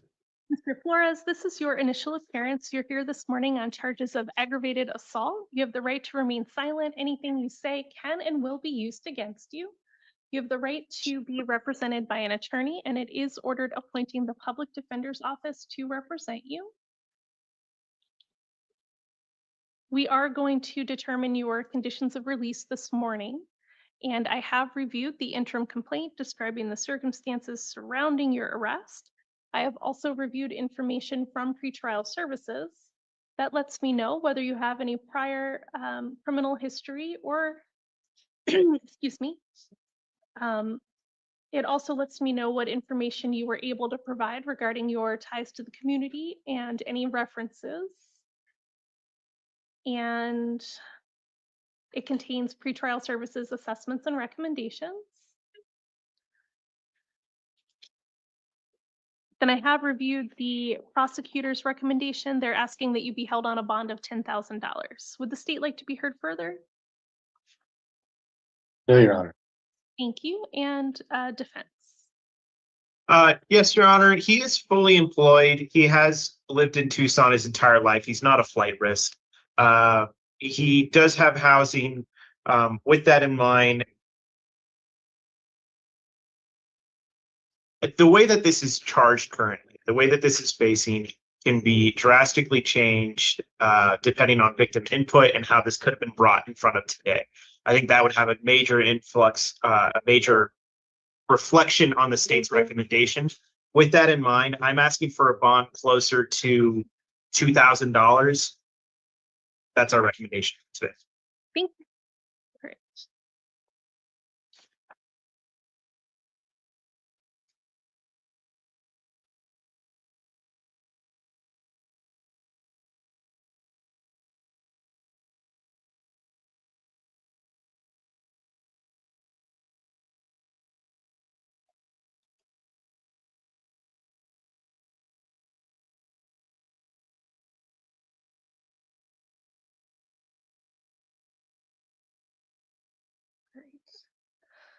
Mr. Flores, I will order that you're held on a bond of $2,500 cash or secured. If you are released, you'll be released to pretrial services, monitoring or treatment as directed by pretrial services, no alcohol or illegal drugs, no firearms or weapons, no contact with the alleged victim. And I'll set your preliminary hearing for February 23rd at 1:30. If you fail to appear for any future court dates, a warrant can issue for your arrest, and that court date may change, okay? Do you understand? Okay. All right. I believe so. Thank you. So wait until Tuesday to give that a call. You don't hear from them. Okay. Okay, so that, is that $50 or is that? So it's cash or security. So you talk to your probation or talk to your defense attorney about it. Thank you. Mackey.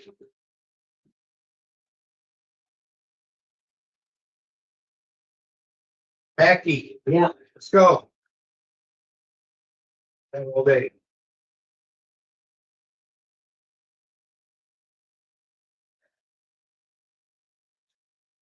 See the brown shirt, Mackey.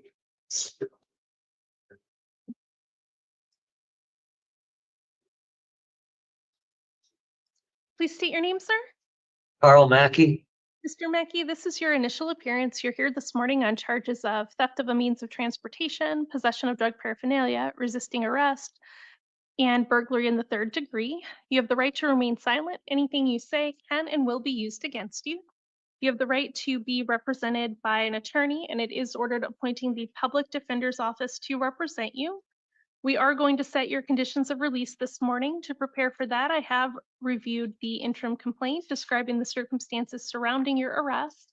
I have also reviewed information from pretrial services, which lets me know whether you have criminal history, and it also lets me know what information you were able to provide regarding your ties to the community, and whether you could provide any references, as well as pretrial services assessments and recommendations.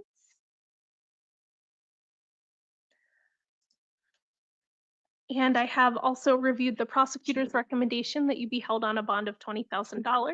Would the state like to be heard further? No, Your Honor. And defense.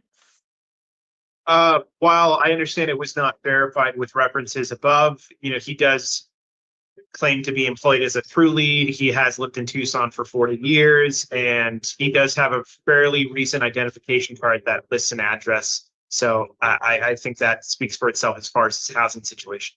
I'd ask, given that this isn't a new violent offense, that he be given a chance on pretrial services. If not, I understand a bond closer to $5,000 seems appropriate, Your Honor. Thank you.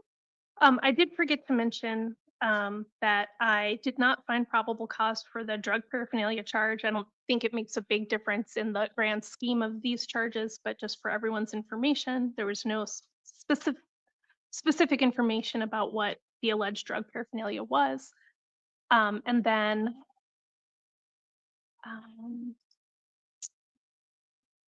I am going to order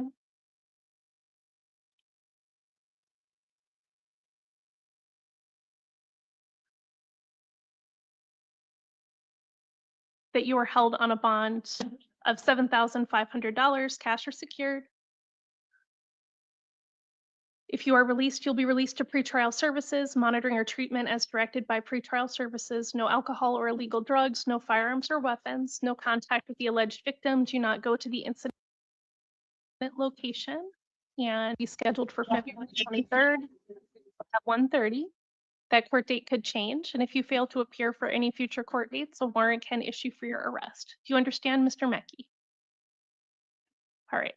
He is nodding his head yes. That's all for today. Maple, Brandon.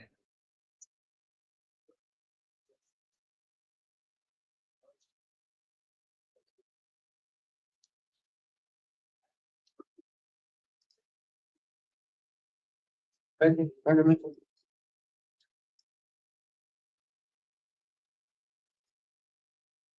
Oh, yeah.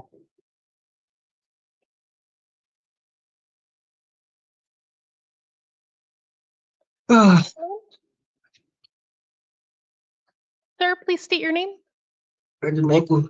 All right, Mr. Mankle, this is the time for your initial appearance. You are here this morning on a warrant out of Maricopa County.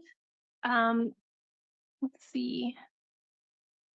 It looks like you failed to appear for court on charges of criminal possession of a forgery device, manufacture or delivery of drug paraphernalia. Those offenses are alleged to have occurred in 2016. And the warrant was issued in November of 2025.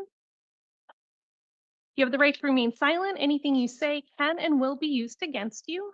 You have the right to an attorney in Maricopa County. And we are going to determine your conditions of release on this matter. I have been instructed by administrative order to give the highest priority to the bond amounts set by out-of-county judges, and this warrant was issued in the amount of $350. I am going to order that you are held on a bond of $350. That will be cash, and if you post that bond, you must appear for your next court date, or you must arrange to appear in Maricopa County. And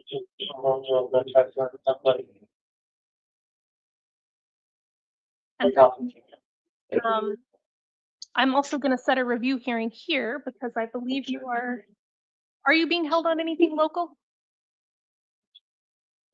Probation violation. I believe there's a probation violation, Your Honor. Okay. I don't have that information in front of me though, so I can't verify. Oh yeah, it's on the calendar. I just was looking at the wrong line. Okay. So I'm going to set a review hearing to see if you're still being held here on your local charges or if you have been released either on this bond or to the custody of Maricopa County. If you are still here for that review hearing, the jail will make you available for it. And if you have been released either on bond or to Maricopa County, you do not need to worry about this particular hearing. We will simply stop reviewing the status of the Maricopa County warrant. That hearing will be on March 13th at 9 a.m. Do you understand, sir? I think that was a yes. Was that a yes? That is a yes, Your Honor. Thank you. That's all for today. Luis Pichardo.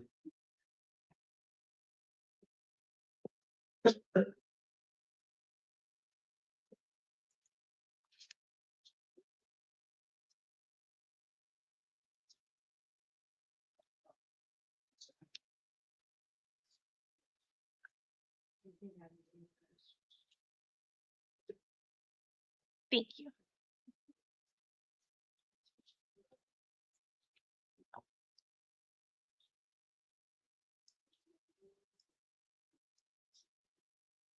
All right, sir, please state your name. Luis Pichardo. Mr. Pichardo, this is the time for your initial appearance. You are here this morning on new felony charges of criminal damage, and then you also had warrants out of Tucson City Court for misdemeanor charges that included several counts of criminal trespass, of possession of drug paraphernalia, and a count of obstruction.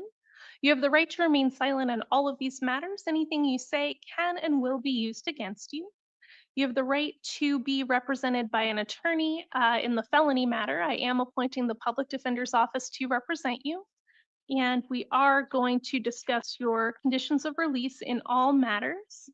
I have reviewed the interim complaint, which describes the circumstances surrounding your charges. I have also reviewed information provided by pretrial services, which lets me know whether you have any prior felony convictions. It also lets me know what information you were able to provide regarding your ties to the community or any references. And I have reviewed the state's recommendation. The prosecutor's office is asking that you be held on a bond of $10,000. Would the state like to be heard further? No, Your Honor. Thank you. And defense. Well, I understand the ITA scale and failures to appear at a city court. He does have housing, and given his current unemployment situation, I believe 10,000 is too high of a number. More than high enough in this case. I think a number that's closer to $2,000 is probably more appropriate given his economic situation at the time. Thank you.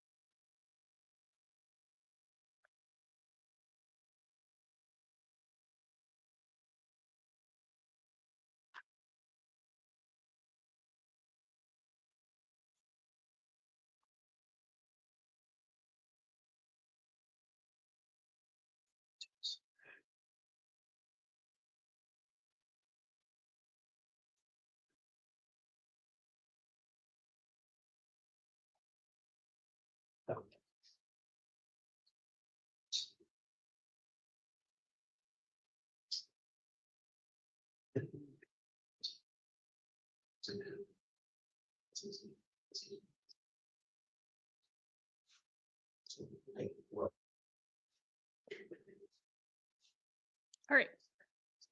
Mr. Pichardo, on the felony charges, I am going to order that you're held on a bond of $2,500 cash or secured.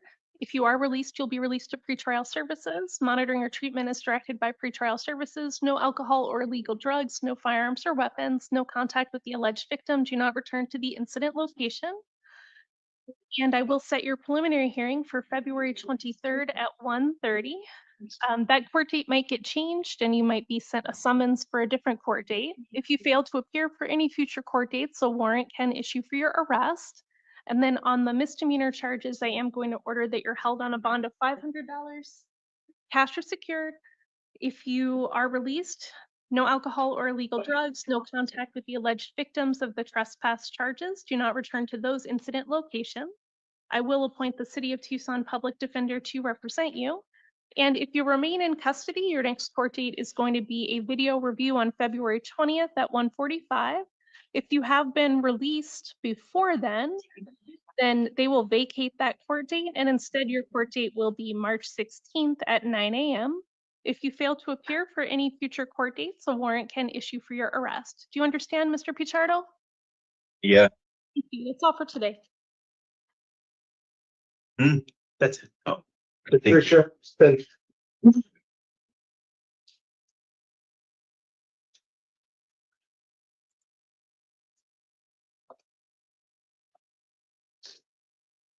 Please state your name. Patricia Spencer. Ms. Spencer, this is the time for your initial appearance. You are here this morning on 5 counts of aggravated domestic violence or aggravated harassment, which is a domestic violence offense. You have the right to remain silent. Anything you say can and will be used against you. You have the right to be represented by an attorney, and it is ordered appointing the Public Defender's Office to represent you. We are going to discuss your conditions of release today. I have reviewed the interim complaint, which describes the circumstances. I think someone has unmuted themselves, and I'm not ready for that yet. Thank you. All right. I have reviewed the interim complaint that describes the circumstances surrounding your arrest. I have also reviewed information provided by pretrial services. That lets me know whether you have any prior felony or relevant misdemeanor history. It also lets me know what information you were able to provide regarding your ties to the community or any references. It lets me know if there are any orders of protection involved. And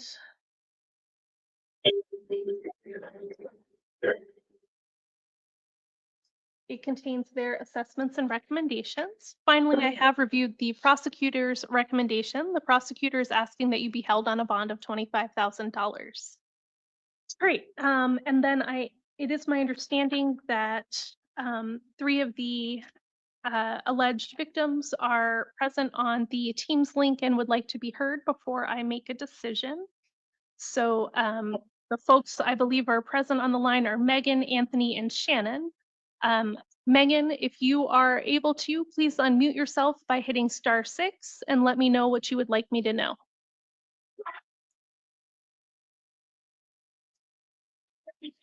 Hello, I'm sorry. I am in my classroom. I need to step out real quick. Okay. Thank you, Ryla. Yes, I would like you to know that I am extremely frustrated and livid that I requested her to have a bench warrant because she missed court on Monday and then she missed court yesterday, and I asked for a bench warrant, and I pretty much got laughed at by the judge. And if we had just issued that, none of the things that happened yesterday would have happened. So I'm mad. Her being released is honestly, her kids are at safety risk. She's blatantly shown she has no regard or respect for the law based on the number of repeated infractions that she has. She's escalating. She's a threat. She's a danger. I do not want her released at all. Thank you, Megan. Thank you. And then Anthony, if you are present, would you please unmute yourself? You may need to hit *6 and then let me know what you would like me to know.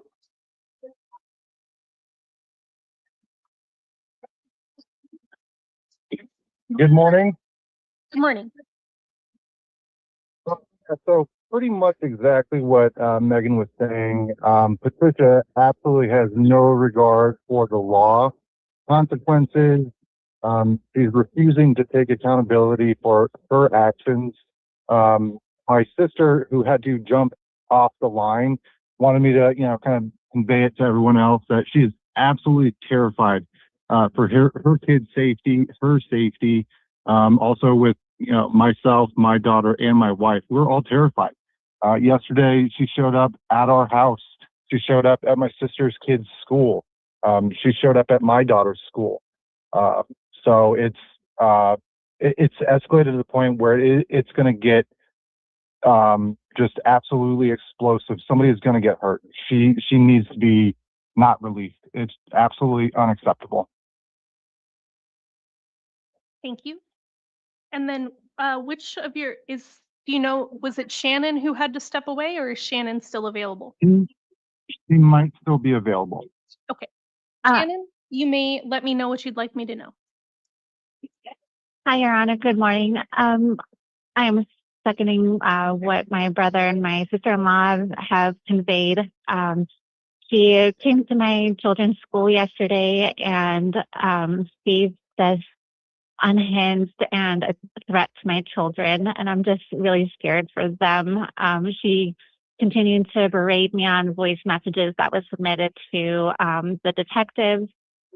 She is still she still has her arms at home. Her friend and neighbor confirmed that she still has her handguns at home and in her vehicle, which she was supposed to hand over at the initial protection of order. She has no respect for law and order, and I'm really afraid of my children and my niece. Thank you, Shannon.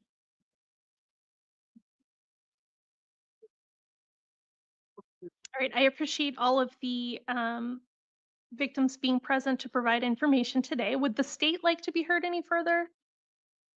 Yes, to echo the statements and concerns of the victims, we have 2 active order of protections that are being violated.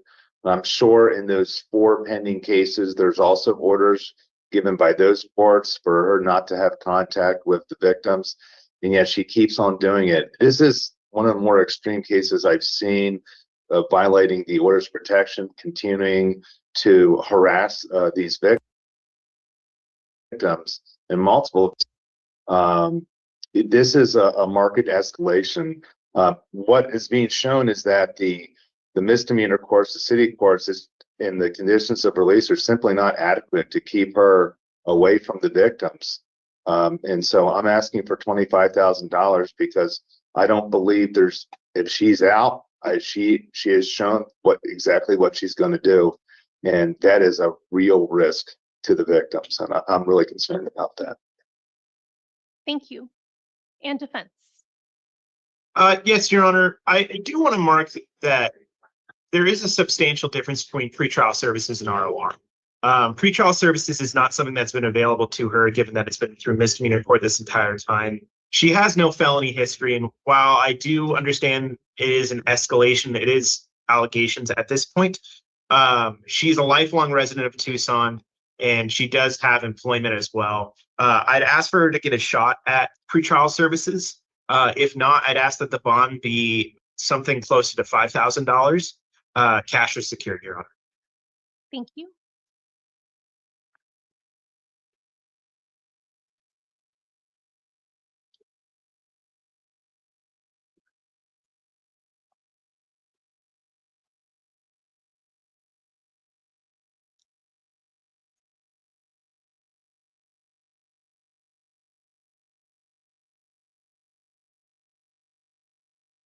Ms. Spencer, I am going to order today that you are held on the bond of $25,000, cash or secured. If you are released, you will be released to pretrial services. No alcohol or illegal drugs, no acts of domestic violence, no firearms or weapons. Surrender any firearms that are in your possession to local law enforcement.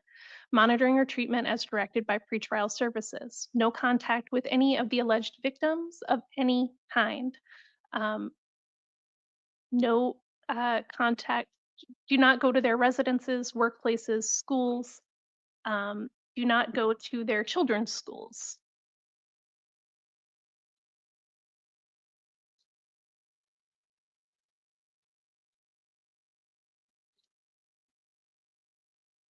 I will set your preliminary hearing for February 23rd. That will be at 1:30 in the afternoon. That is for a preliminary hearing. If that court date may change, if the state seeks an indictment.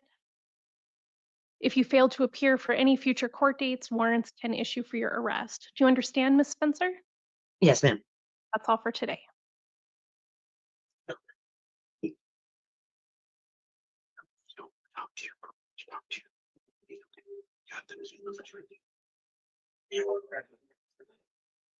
Taylor.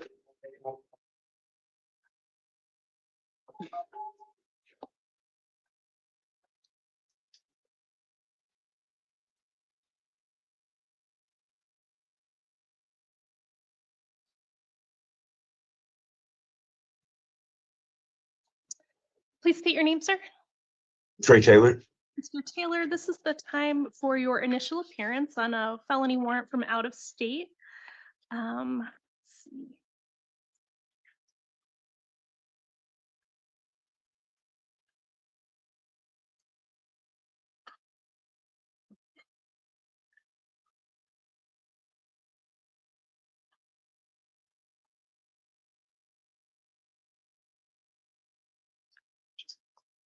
It looks like the charges are felony charges, and it came from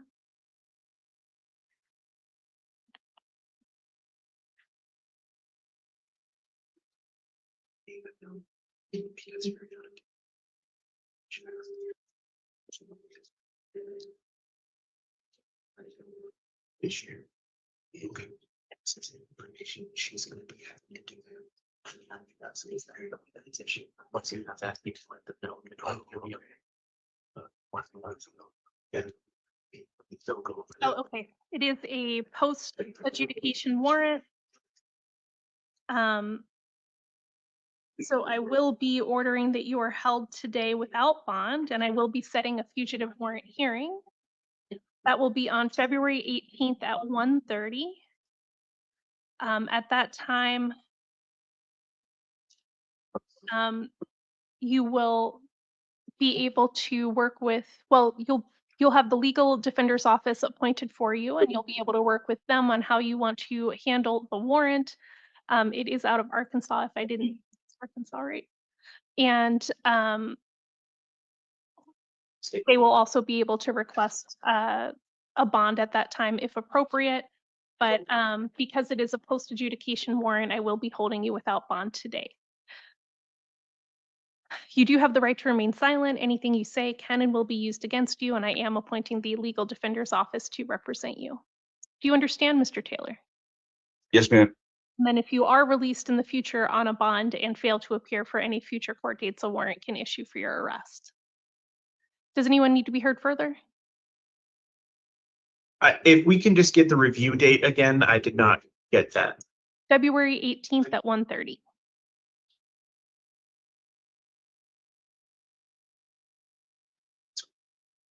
All right, that's all for today. Thank you.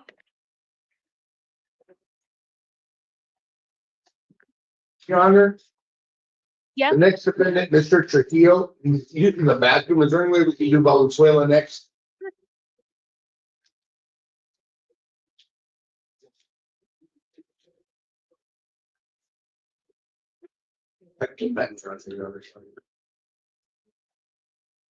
They both do, right?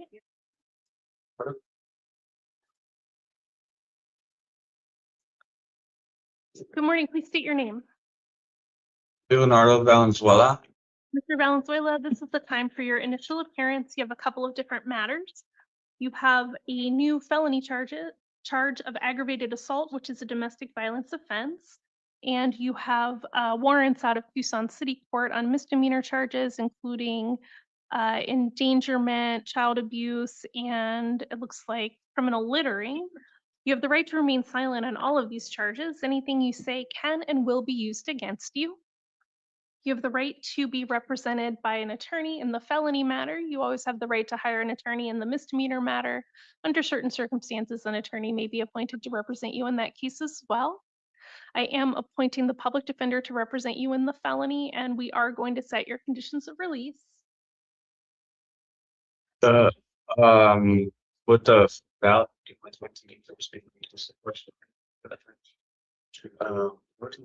That is the charge.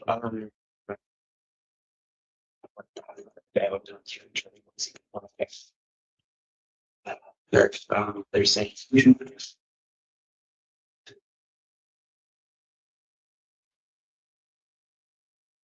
They're making that down.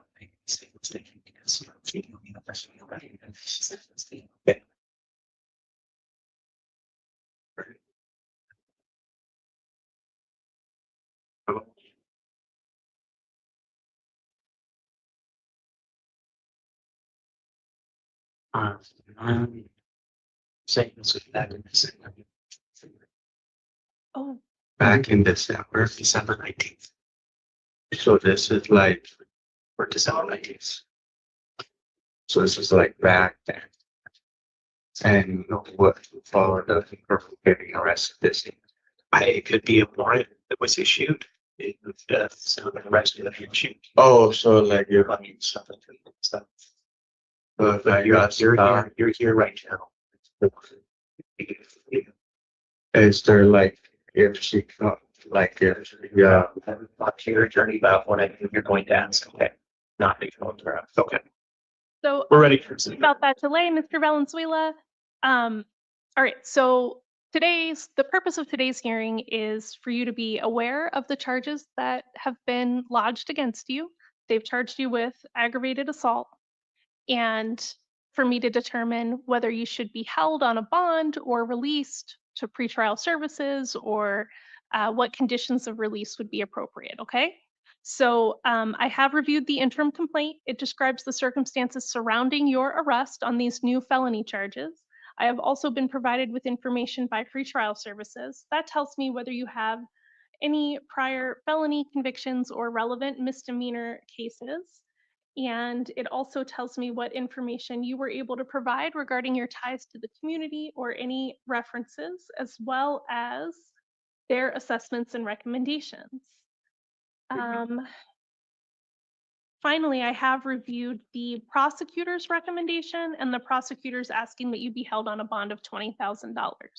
Would the prosecutor like to be heard further? No, Your Honor. Thank you. And defense. Yes, Your Honor. I'd ask that you consider the fact that this is his first felony allegation against him. His relatively young age, 23 years old, his frontal lobe has not been fully developed at this time. He's lived in Tucson, and while his residence has not been fully verified, it does seem to be correct that he at least has an address in Tucson, given the very recent identification card. With that in mind, we're asking for a bond close to $5,000. Thank you.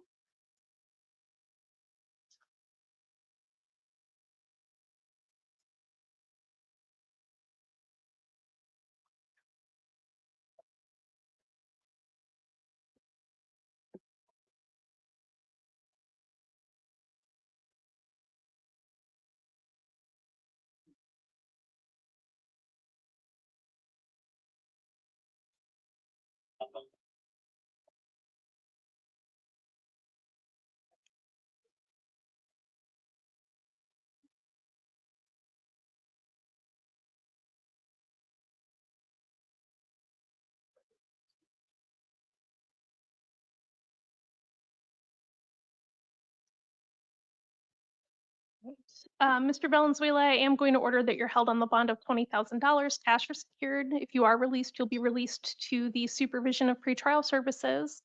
You must submit to any monitoring or treatment they direct, no acts of domestic violence, no alcohol or illegal drugs, no firearms or weapons, and surrender any firearms that are in your possession. No contact with the alleged victim. Do not go to her residence or workplace or the incident location. And your next court date will be scheduled as a preliminary hearing. That's for February 23rd at 1:30. That court date may change. If you fail to appear for any future court dates, a warrant can issue for your arrest. And then we will turn to the city court matter.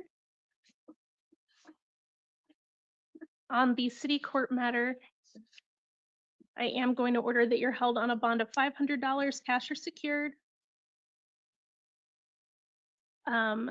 No alcohol or illegal drugs, no acts of domestic violence. Abide by previous conditions of release. I will appoint the City of Tucson Public Defender to represent you. And your next court date will be on February 20th at 1:45 with Judge Mayhew at Tucson City Court for a video review. If you have been released before then, they will vacate that court date, and instead your court date will be March 23rd at 9:30 in the morning for a pretrial conference. If you fail to appear for any future hearings, warrants can issue for your arrest. Do you understand, Mr. Valenzuela? Yes. That's all for today.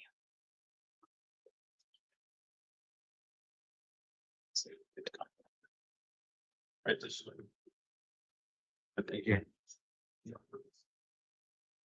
Rio.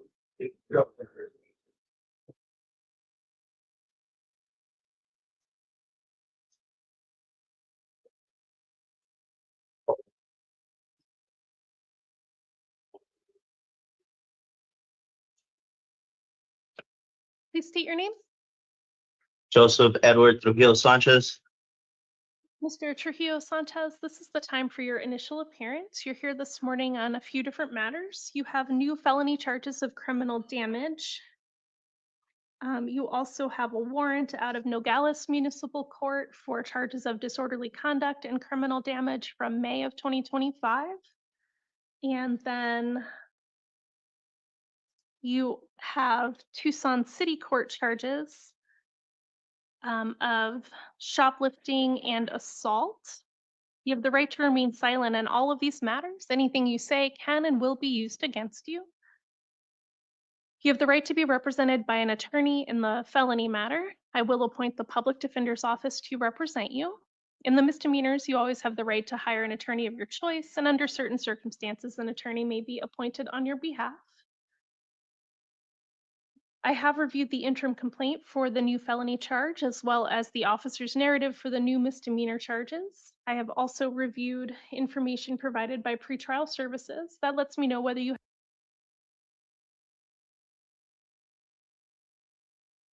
have any prior felony charges. It also lets me know information about any references you were able to provide, as well as pretrial services assessments and recommendations. And finally, I have reviewed the county attorney's recommendation. They're asking that you be held on a bond of $10,000. Would the state like to be heard further? No, Your Honor. Thank you. And defense. Yes, Your Honor. When reviewing the interim complaint, it says the total cost is $7,500, but it also says he only managed to break one window. That to me would come out to $2,500. It says he attempted to break the other two, but was stopped.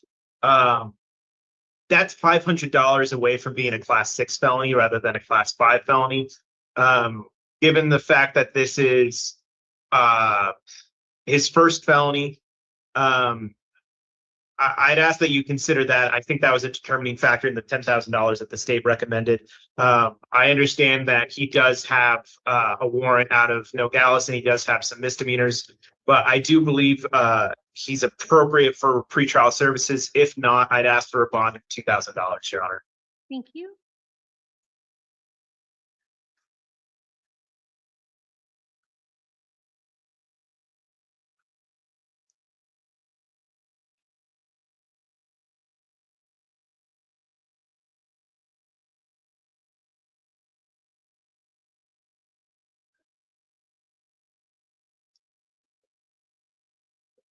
All right.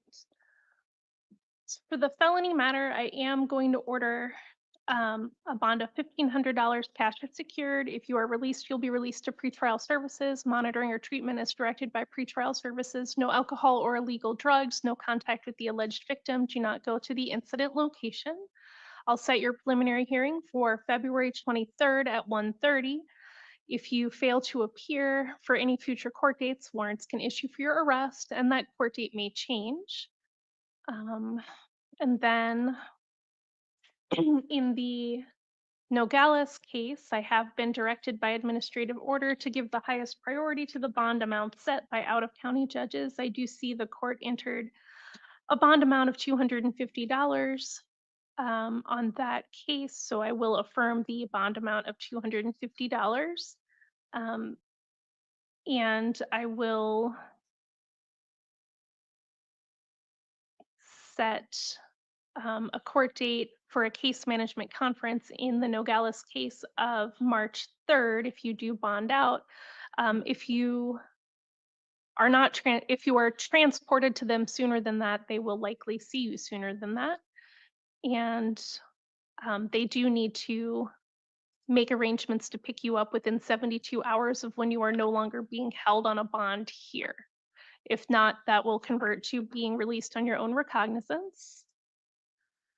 No contact with the alleged victim of the Nogales case. Abide by any, well, actually, I'm just going to order that you abide by any previously ordered conditions of release in that case.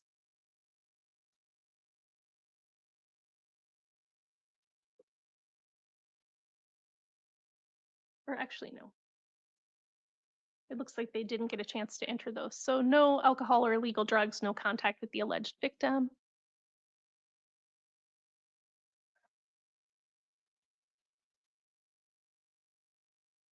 And then on the Tucson City Court matters, I am going to order that you are released on your promise to appear for court.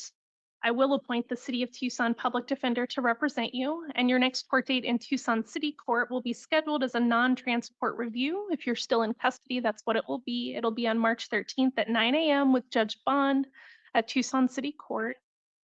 If you have posted bond and been released on your other cases, then that will be a pretrial conference. no alcohol or illegal drugs, no contact with the alleged victims of the assault or shoplifting, and do not return to the incident location.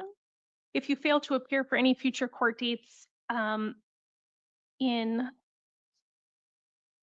your Tucson City Court cases, I need to advise you that warrants can issue for your arrest. The hearings can also go forward without you, including your trial. And if you are found guilty and fail to appear for sentencing for 90 days, you can lose your right to a direct appeal. I will enter pleas of not guilty on your behalf. You are presumed to be innocent. And do you understand the consequences of failing to appear for court?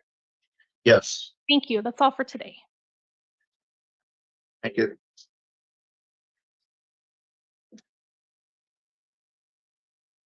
Weaver.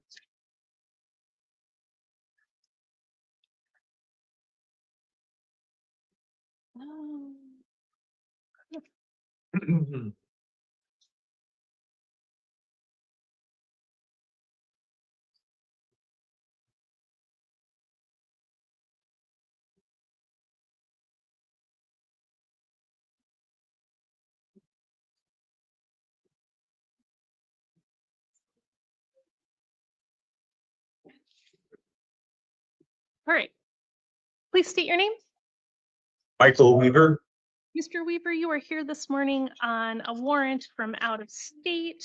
Looks like that was issued out of Michigan on a charge due to not paying child support. You have the right to remain silent. Anything you say can and will be used against you. You have the right to be represented by an attorney. I am appointing the Legal Defender's Office to represent you here on this fugitive warrant matter. And we are going to set your conditions of release. I have reviewed the information provided by the warrant and by pretrial services. And I have reviewed the county attorney's recommendation that I order a bond amount of $5,000.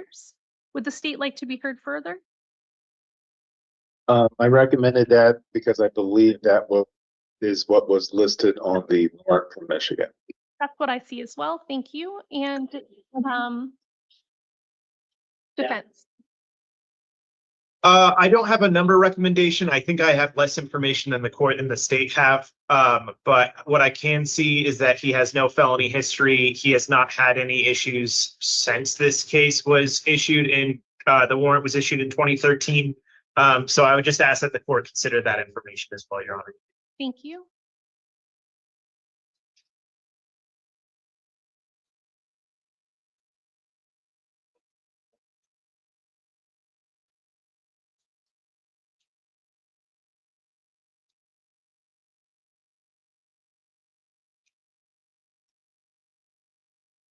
All right.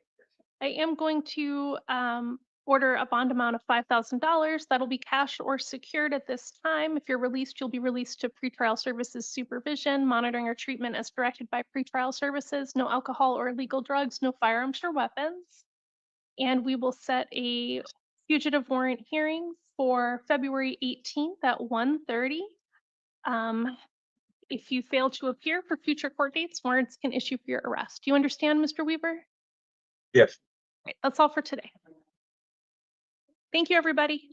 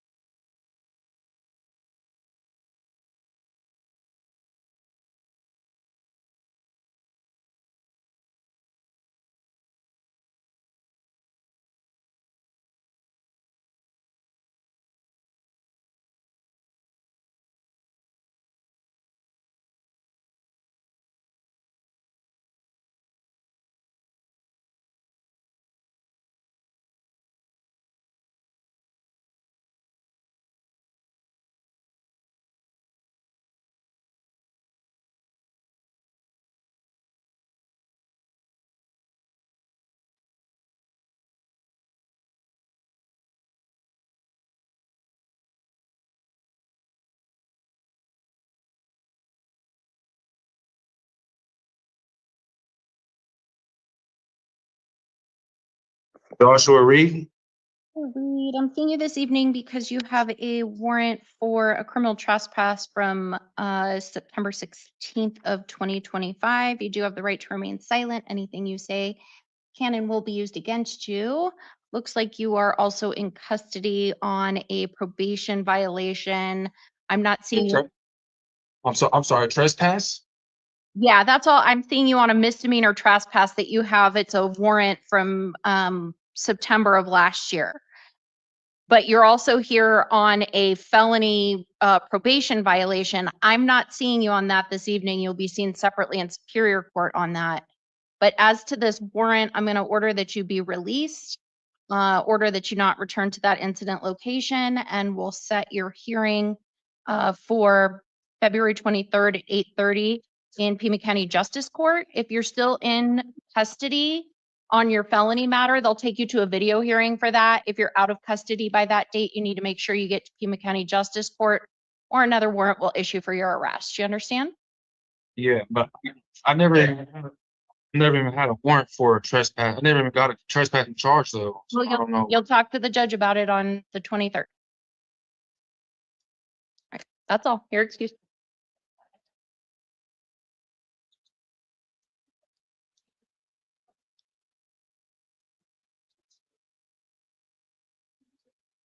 Hi, ma'am. Can I get your full name, please? Sophie Alexis Contreras. Contreras, I'm seeing you this evening on charges of domestic violence, 2 counts of disorderly conduct, 1 count of assault. You do have the right to remain silent. Anything you say can and will be used against you. I understand that we have one of the alleged victims. I believe your dad on the line. Sir, if you're there, if you could please unmute yourself and tell me your name. You may need to press *6 to unmute.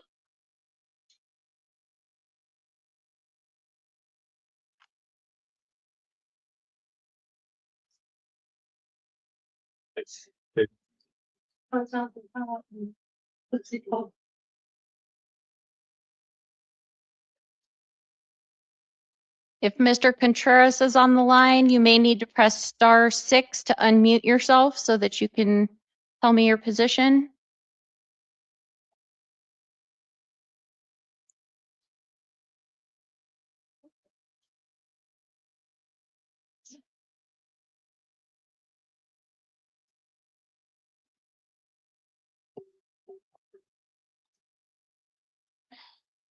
So,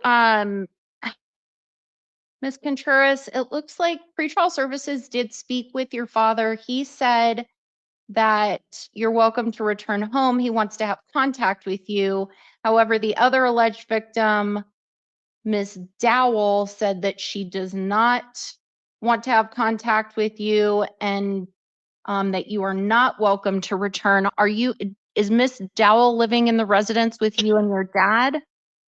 Yes, she is, but she has no relation to me, just to my dad. Okay. So do I have Mr. Contreras on the line? Yes, I'm here. Okay.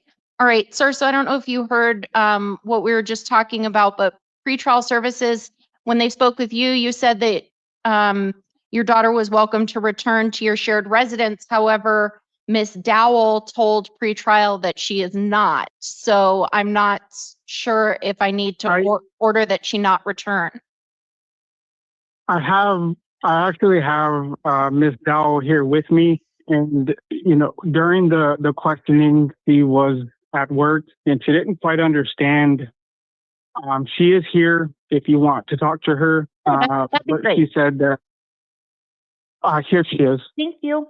Hello, I'm here. Hi, Ms. Dowell. Hi. So pretrial services had reported that you said that Ms. Contreras was not welcome to return to the residence and you didn't want to have any contact with her at this time. Is that not the case? Yeah, no, it's not the case. Like I said, I was confused. I was in the middle of work, so I wasn't fully, I was listening, but I just didn't understand. So, no, that's not the case. Okay, thank you, and I appreciate you being here so you can clarify that for us. Okay, so Ms. Contreras, I am going to order that you be released on your promise to appear in court. I am ordering that you commit no acts of domestic violence, and then you need to be in Pima County Justice Court on February 23rd at 10:30 in the morning, or a warrant can issue for your arrest. You will get paperwork with that information on it. You understand? Understand. Thank you. All right, you're welcome. You're excused. Thank you. Have a good day. Thanks, everybody. Back to the females.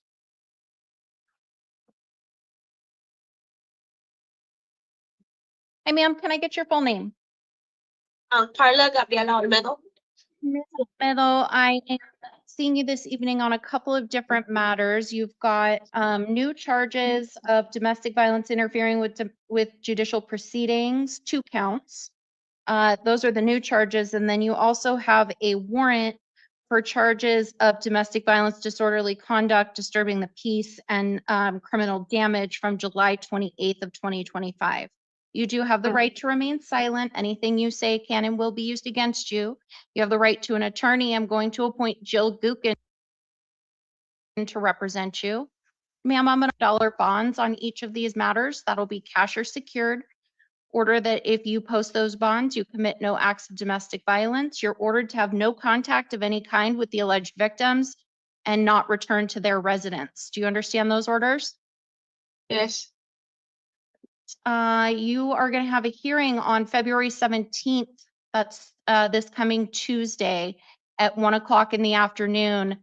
That'll be a video hearing if you're still in custody. If you post your bonds, you need to make sure that you are in Pima County Justice Court on February 17th at 1 o'clock, or warrants will issue for your arrest. Do you understand? I do. All right, you're excused. Thank you. Your Honor, we're currently grabbing Peterson. Would you like to move on to Adrien Miguel in the meantime? Yes, sounds good.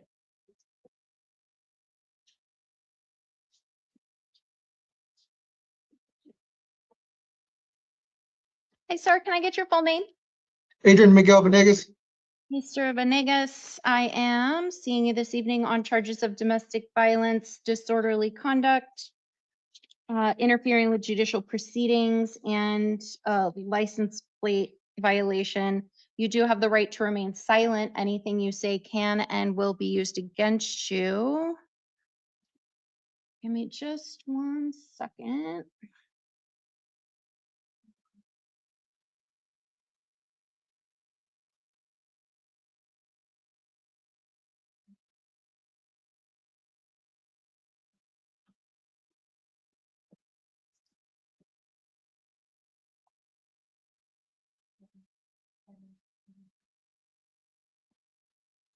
Your Honor, can I say something about the residence one? About the, which one? The residence, the one that I wasn't supposed to be at my residence? The interfering with judicial proceedings? Yeah, that one. Me and my spouse, which is Caitlin, we raised 3 kids, and I was allowed back, and I was talking to the judge and state attorney, and I was just waiting for him to lift it. But she did. We've been calling the state attorney, and she did call again today. I just don't know where it went because. Right. I understand that. And it sounds like you explained that, and Caitlin explained that to the police, but also that you understood that that order was still in place. And so until it's lifted, it's a violation, right?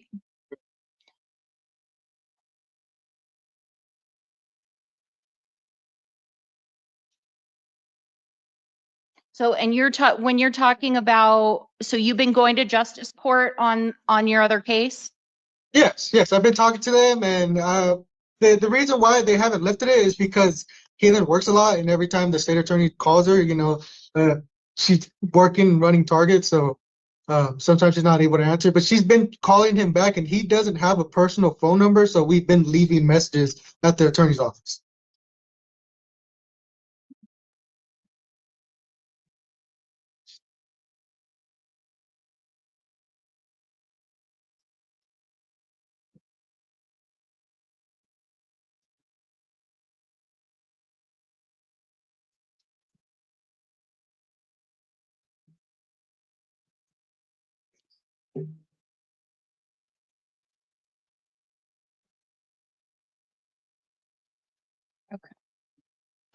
So here's what I'm going to do. I'm going to order that you be released on your promise to appear in court. I'm going to order that you have no contact with the alleged victims. Right now, as it stands, there's a no contact order in place with Caitlin. There's nothing I can do about that because that case is not in front of me. And Caitlin didn't speak with pretrial services and she didn't come to the hearing tonight. And so there's nothing I can do about that. So that is going to remain in place. And if something were to happen and you've got contact with her, you're looking at another charge. So what I'm putting in the order that you're to have no contact of any kind with Stephen. He does not want to have contact with you. Don't return to the incident location. Well, was the incident location that was at your residence with Caitlin? No, it was in public. It was a public area. Okay. So I'm going to take that out. And then I'm going to order that you have no contact with Caitlin until the no contact order is lifted. Okay. Okay. And then I just go about that with contacting the attorney office again. Yeah, I mean, really, Caitlin needs to do that. So. Caitlin needs to do that. Okay, we'll have her do that. You have to have a signed order from a judge that says that. Okay. All right, and then your hearing in Pima County Justice Court is set in 10 days. That's February 23rd at 10:30 in the morning. All right, you're going to get paperwork with all of that information on it.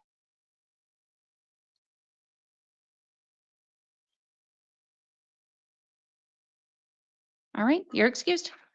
Thank you. Have a good night. Good.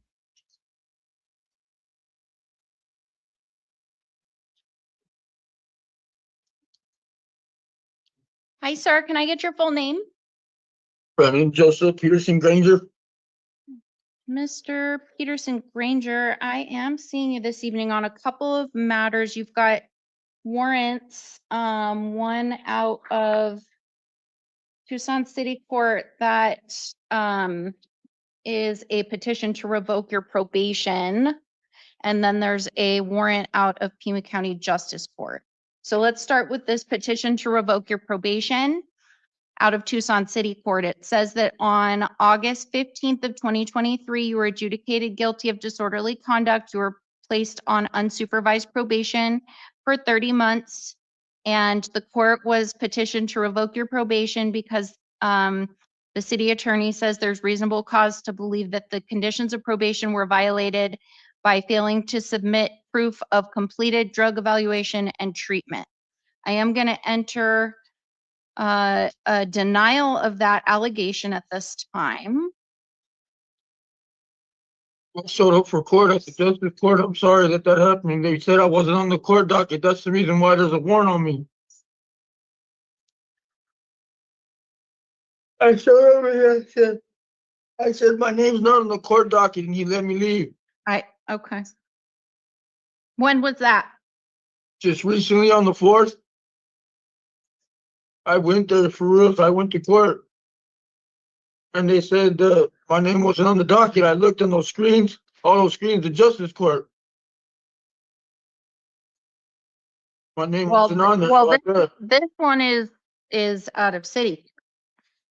I'm talking about the justice court one. Yeah. The city. Oh. We get to that in a second. Okay.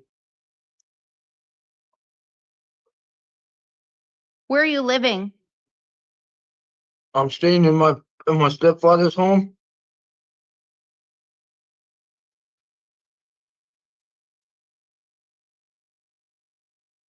I'm not doing very good with medications and withdrawals. I'm sorry that I'm withdrawing. I have a problem. So I'm trying to get my life on track. I don't know if I should stay here and detox or what to do any longer. I don't know what to do any longer. So, sir, Okay. I'm just reviewing. I've reviewed your file in city court, and I am going to order that you be held on a bond so that you can get to court and deal with this. On the Tucson City Court matter, I'm going to order a bond of $500, cash or secured. I will appoint the city public defender's office to represent you, and you're going to have a hearing. Am I going to stay in here? Yes, Okay. Unless you post your bond. So your hearing is going to be with Judge Blue on February 23rd. That's in 10 days at 1:45 in the afternoon. What's his name? Judge what? Judge Blue. Oh, okay. Okay. He does mental health court. Oh, he does? Yeah. Okay. All right. And then I'll give you your justice court information next. Just give me 1 second.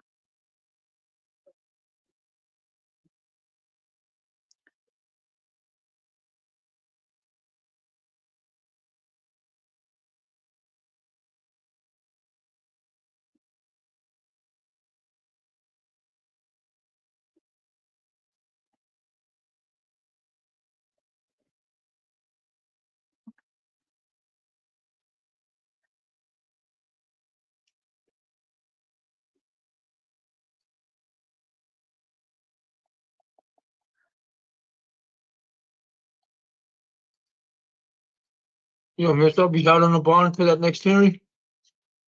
I'm sorry? I'll be held on the bond until that next hearing. Yes. So, Okay. okay. And then the justice court matter, I'm going to order a $100 cash or secured bond. I will appoint Carlos Betancourt to represent you. And you're going to have a hearing in justice court on Tuesday. That's the 17th at 1 o'clock in the afternoon. All right. That is all, sir. You're excused. Okay.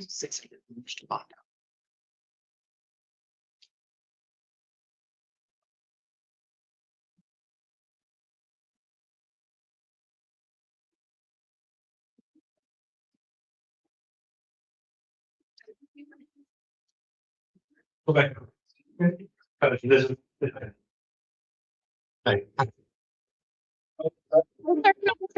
Please. Mr. Allen, I'm seeing you this evening because you have some warrants, some old warrants, 2 from 2019 and 2 from 2021. You do have the right to remain silent. Anything you say can and will be used against you. So it looks like you have not been around for the last 5 years. Where have you been?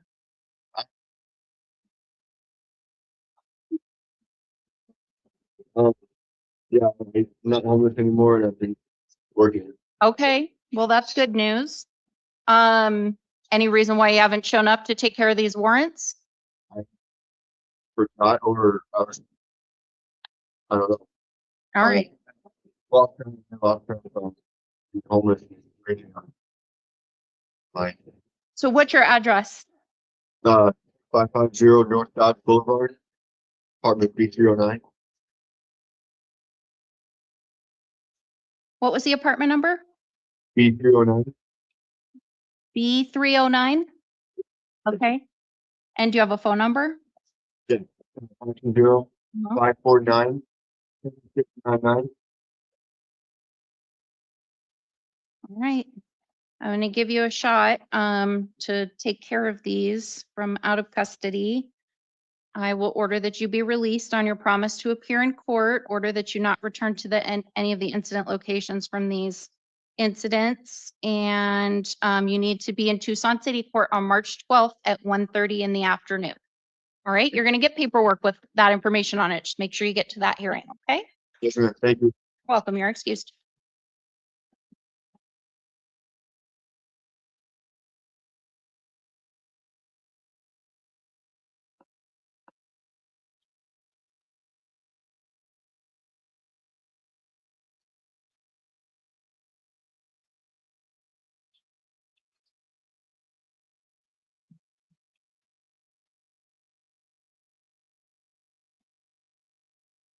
Hey, what if you could just get how much?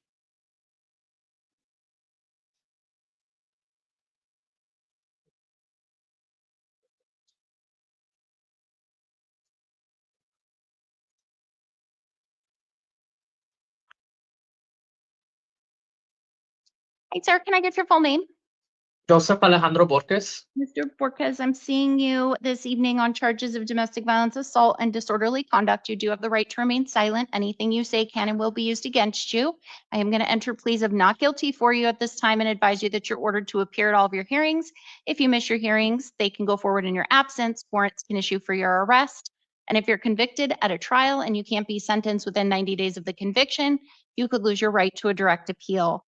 So, Mr. Borges, I am going to order that you be released on your promise to appear in court, ordering that you commit no acts of domestic violence I'm ordering that you not have any contact with the alleged victim, and that means you can't return to your shared residence at this time. So you're going to need to find somewhere else to go right now. You understand that? Yes. Okay. Yes, I have my belongings there still. Okay, so I am putting in the order that you can return one time to the residence with a law enforcement escort. So you will take my order to the nearest police station and they will go with you to get your things, okay? Okay. All right, and then you need to be in Tucson City Court on March 11th at 9 o'clock in the morning, or a warrant can issue for your arrest. You are going to get paperwork with all of that information on it, okay? Okay, thank you. All right, you're welcome. You're excused.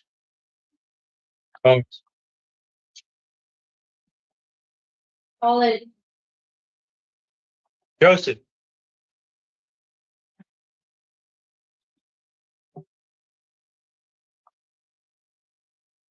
Hi, sir. Can I get your full name? Collins. Mr. Collins, I'm seeing you this evening on a city court. You've got new charges of shoplifting, drug paraphernalia, and criminal trespass. And then you have warrants for your arrest for shoplifting from January 25th of 2026, criminal trespass from January 17th of 2026, criminal trespass from December 15th of 2025, shoplifting and criminal trespass from August 22nd of 2025, shoplifting drug paraphernalia from November 3rd of 2025, drug paraphernalia from October 1st of 2025, and criminal trespass from July 19th of 2025. And it looks like on every single one of those, there were failures to appear at your initial hearings. So as to the new charges, I am going to enter pleas of not guilty and advise you that you're ordered to appear at all of your hearings. If you miss your hearings, they can go forward in your absence. Warrants can issue for your arrest. And if you're convicted at a trial and you can't be sentenced within 90 days of the conviction, you could lose your right to a direct appeal. Sir, I'm going to order that you be held on a $1,000 cash or secured bond, order that you possess or consume no alcohol or illegal drugs, that you not return to any of the incident locations. I will appoint the city public defender's office to represent you. You're going to have a hearing on February 20th at 1:45 in the afternoon. Unless you post your bond, then you need to get to Tucson City Court on March 12th at 2 o'clock, or warrants will issue for your arrest. That's all, sir. You're excused.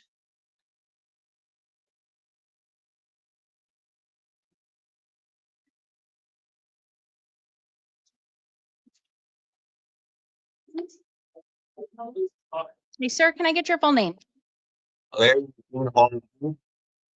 Mr. Hall, I'm seeing you this evening on a few different matters. You've got some new charges out of Tucson City Court that are assault. These are domestic violence charges, assault, disorderly conduct, and then resisting arrest. You also have warrants out of City Court, 2 of them from 2019 and 1 from a 2024 charge that is also domestic violence, disorderly conduct, and assault. You do have the right to remain silent. Anything you say can and will be used against you. On the new charges, I will enter pleas of not guilty and advise you that you're ordered to appear at all of your hearings. If you miss your hearings, they can go forward in your absence. Warrants can issue for your arrest. And if you're convicted at a trial and you can't be sentenced within 90 days of the conviction, you could lose your right to a direct appeal. So I understand that we may have a victim on the line that wanted to be heard. So ma'am, if you're there, if you would please unmute yourself. You may need to press *6 to do that, and then tell me your name.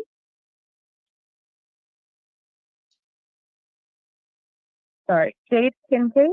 Okay, Miss Kincaid, what did you want me to know? I just did want to say that me and Larry have been together for 5 years. We do share 3 kids. And recently I just lost my job and we lost our place. So we have been having this hardship.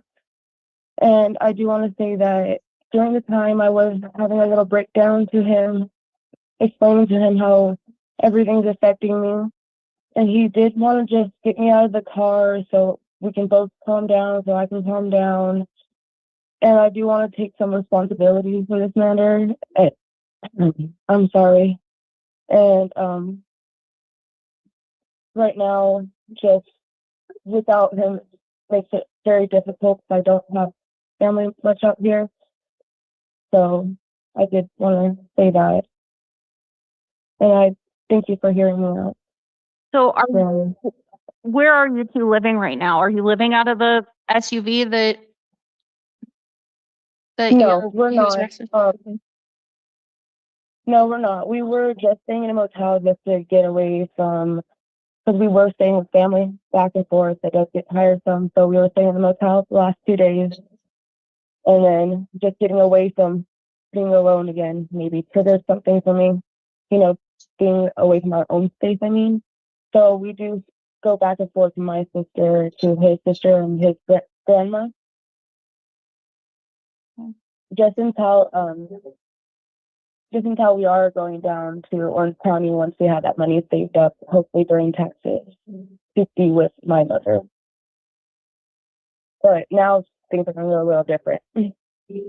So are you wanting to have contact with him right now? Yes, ma'am.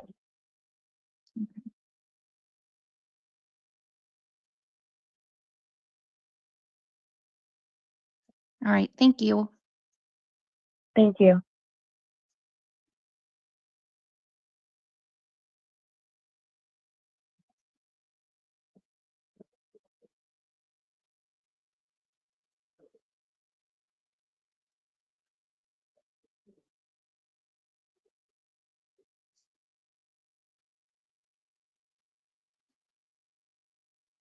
Sir, have you been engaged with Kodak? Yes. Because it looks like back in about a year ago, I think was around the last time that you were in court and you were supposed to be in contact with Kodak. And I don't see that that ever happened.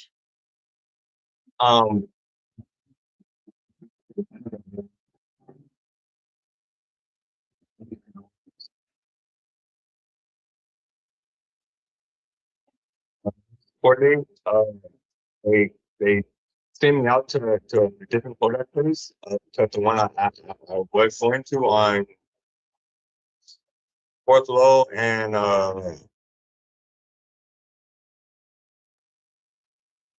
it's over on Fourth Low. They said that one no longer had contact with them. Okay.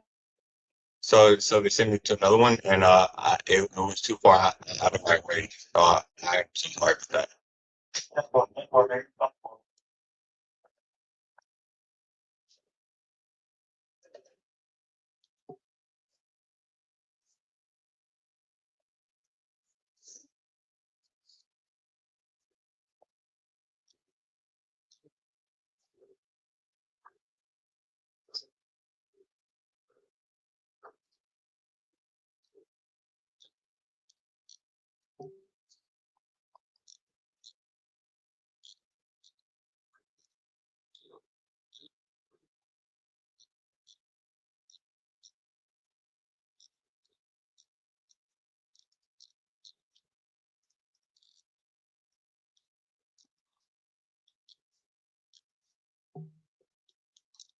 All right. I'm going to order that you be released on your promise to appear in court. I'm going to have you go see Judge Blue in mental health court. That is, your hearing is March 17th at 9 o'clock in the morning. But in the meantime, when you are released, I am ordering that you get in contact with Kodak immediately, okay? So you're going to need to do that probably on Tuesday since Monday's a holiday.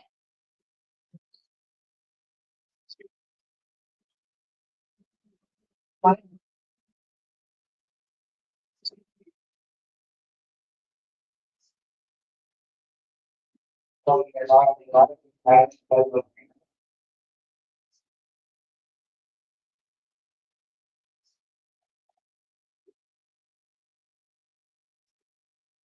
You're going to be able to do that? Yes, ma'am. I'm ordering that you commit no acts of domestic violence. All right, you're gonna get paperwork with all this information on it, but just be sure that you get in contact with Kodak by Tuesday and that you go to your hearing in about a month with Judge Blue, okay? Okay. All right, your excuse.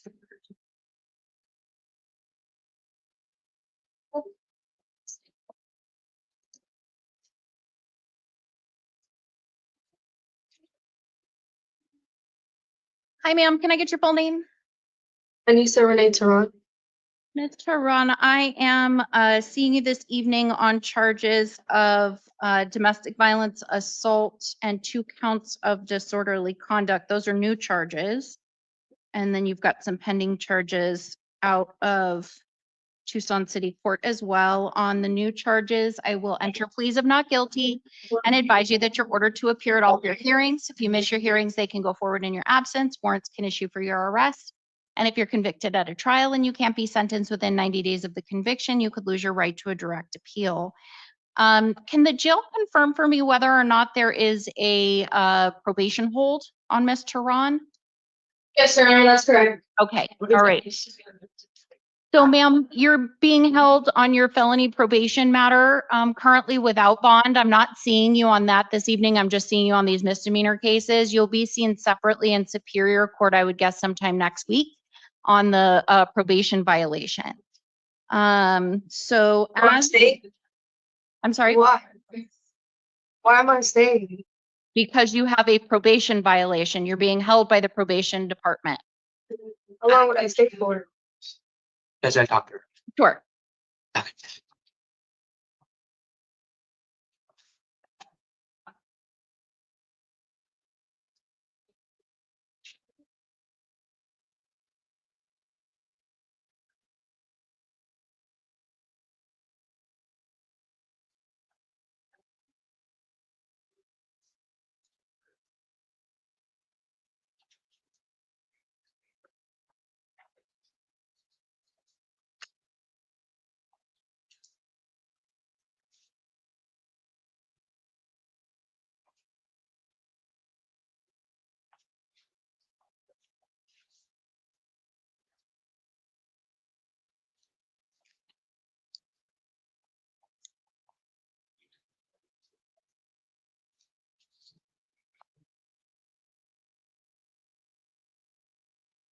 Judge, we're good. Thank you. All right. So on your city court matters, I'm ordering that you be released, but I'll note that you're in custody on the felony. Order that you commit no acts of domestic violence, and the alleged victims, your parents said that they are fine with having contact with you, but that you cannot return to their residence at this time. So I'm ordering that you not go to their residence. I will put in my order that you could return one time with a law enforcement escort so that you could collect your personal belongings. And we'll set a hearing. You're released on the new case, but you can get out because of the probation. Your hearing in Tucson City Court is March 19th at 2:00 in the afternoon. If you're in custody, that's a non-transport review. If you're out of custody, you need to get to that hearing or a warrant will issue for your arrest. That's all, ma'am. You're excused.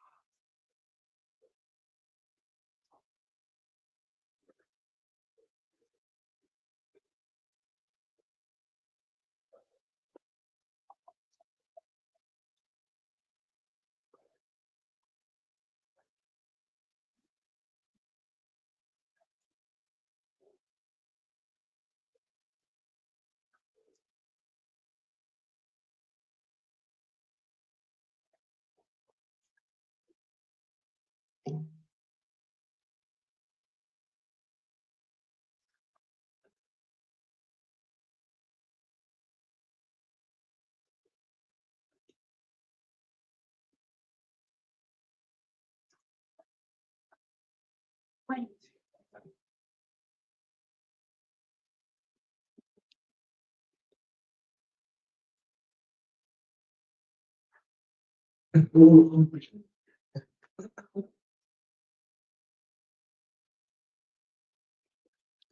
ma'am. Can I get your full name, please? Nicoia Denise. Ms. Yanez, I'm seeing you this evening on charges of domestic violence, disorderly conduct, and assault. You do have the right to remain silent. Anything you say can and will be used against you. I am going to enter pleas of not guilty for you at this time and advise you that you're ordered to appear at all of your hearings. If you miss your hearings, they can go forward in your absence. Warrants can issue for your arrest. And if you're convicted at a trial and you can't be sentenced within 90 days of the conviction, you could lose your right to a direct appeal. So, ma'am, I'm inclined to release you on your promise to appear in court, but I am going to order that you have no contact with your mother at this time and that you not return to her residence. So, can you find? Yeah. Okay. I mean, honestly, like, I have no mother, but yeah, I'll find somewhere to go.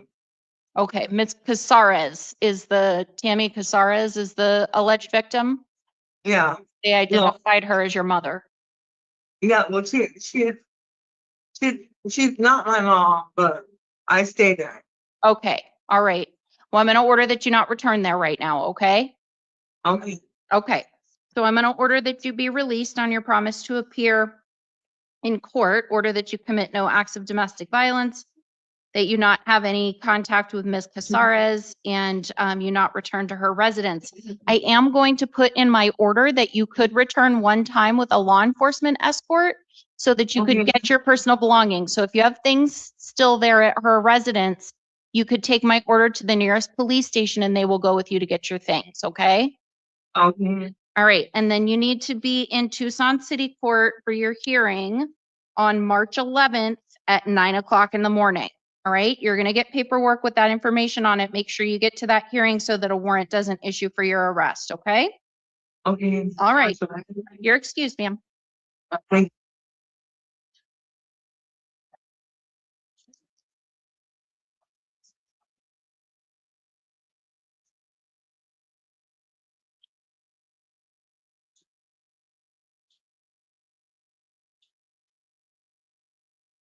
Be careful with the. Hi, ma'am. Can I get your full name, please? Lalda Choya.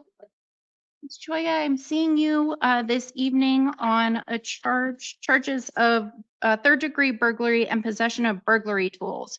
You do have the right to remain silent. Anything you say can and will be used against you. You have the right to an attorney. I'm going to appoint the public defender's office to represent you. And you have counsel seated next to you for this evening's hearing.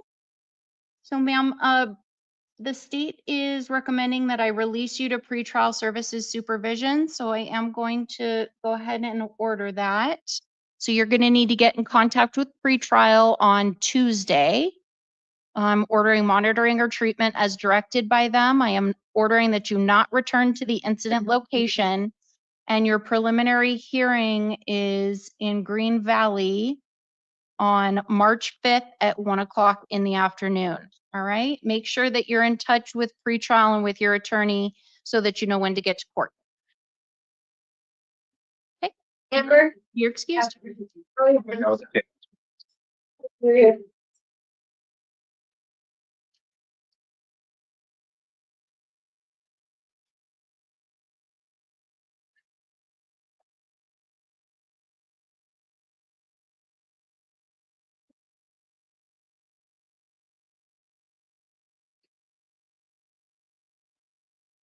Hi, ma'am. Can I get your full name?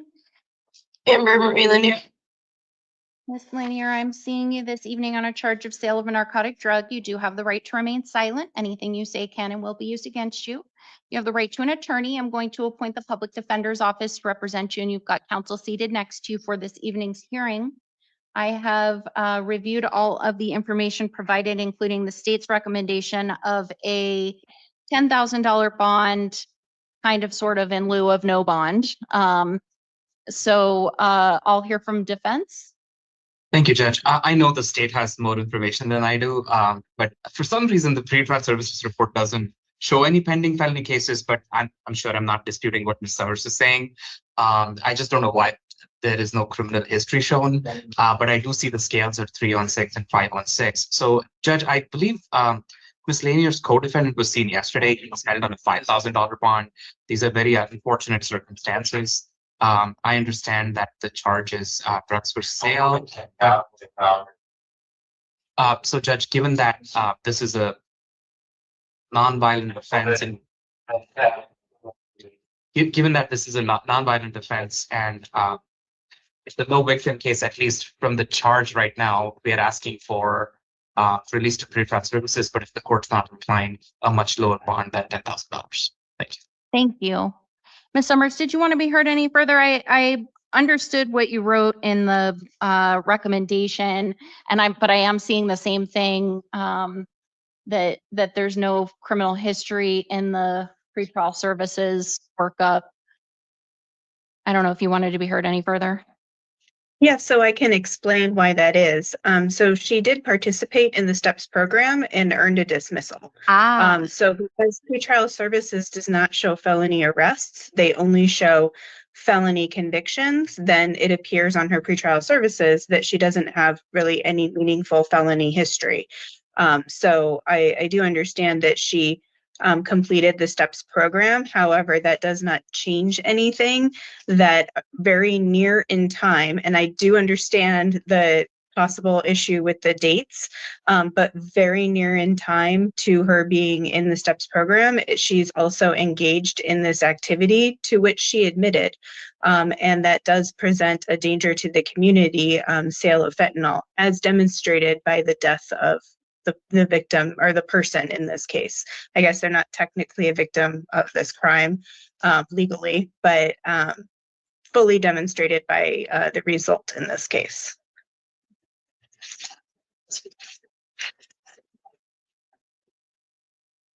And as far as the state knows, there's no additional information about any further drug activity beyond her after her participation in the STEPS case? That is correct, Your Honor. I just have the information that law enforcement provided in the interim complaint. The reason that I kind of on a hunch looked her up in our system was based up. Judge, I have finished. No, don't talk. Sorry. I looked her up in our system because the scores were I guess a little off to me, and so I just looked her up in our system, and that's how I found the STEPS case. Okay. All right, ma'am, I am going to order that you be released to pretrial services supervision. You need to make sure that you are in contact with them. I think probably the first time you'll be able to get in contact with them is going to be on Tuesday, so make sure you do that. I am ordering that you possess or consume no alcohol or illegal drugs, and that you possess no firearms or weapons. And a preliminary hearing date is scheduled for March 5th, but that hearing is very likely not happening on that date. You will get a hearing at a later date. So make sure you're in touch with pretrial and your attorney so that you know when to get to court. You understand? Yes, ma'am. Thank you. All right, you're excused. And just since I think the co-defendant had an initial yesterday, it would still be the 20-day PhD. Right. Could you change that for me? So he had his yesterday, you said? Correct. Just yesterday evening. I was the attorney that side. So it'll be PH date should be March 22nd. Yeah. I'm sorry, February 22nd. Yeah. But just since he had an initial yesterday, there is like a 1-day difference. I don't know how the state will charge it. Whether they list it as 001 and 002 on one CR or give it an independent CR. I don't know. Summers probably. Well, we'll just be safe and keep the same. Yeah. Yeah. Thank you. Ma'am, can I get your full name, please? Good afternoon. It's Bertha Mendoza. Ms. Mendoza, I'm seeing you this evening on charges of possession of narcotic in a drug-free school zone, possession of narcotic drug, and possession of drug paraphernalia. You do have the right to remain silent. Anything you say can and will be used against you. You have the right to an attorney. I'll appoint the public defender's office to represent you, and you've got counsel seated next to you for this evening's hearing. So it looks like, Ms. Mendoza, you are in custody on a probation violation out of Superior Court. I'm not seeing you on that this evening. You'll be seen separately in Superior Court sometime in the next week or so, but you are being held without bond at this time. So the state's recommendation is a $500 bond for time credit. Did defense want to be heard on that? No objection, Judge, but to Your Honor, advocate for Ms. Oh, I'm go sorry, ahead. can I add, I'm so sorry to interrupt. Can I add one more thing or amend one more thing? I had marked it as a steps court hearing. I had neglected to notice that they had included a charge for drug-free school zone violation.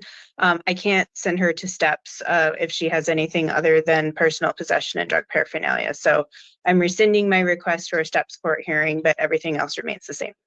All right, I didn't set one anyways. All right. So counsel, anything else? Yes, Judge, 500 sounds great. To advocate for Ms. Mendoza, I'll ask for a $400. Okay. I'll order a $500 cash or secured bond released pre-trial if posted, monitoring or treatment, no alcohol or illegal drugs. And we'll set the preliminary hearing for February 23rd. And that's all, ma'am. You're excused. Thank you.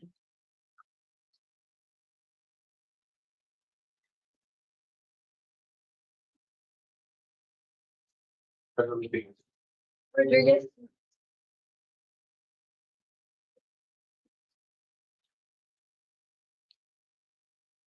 Hey, sir, can I get your full name? Neto Alcoa Rodriguez. Mr. Rodriguez, I'm seeing you this evening because there is a warrant, felony warrant for a charge of aggravated assault with a deadly weapon or dangerous instrument alleged to have occurred on July 23rd of 2025. You do have the right to remain silent. Anything you say can and will be used against you. You have the right to an attorney. I'm going to appoint the public defender's office to represent you. And you've got counsel seated next to you for this evening's hearing. So let's see, we don't have an interim, so I don't know any of the allegations, but the state gave those to me. So let me look at those really quick.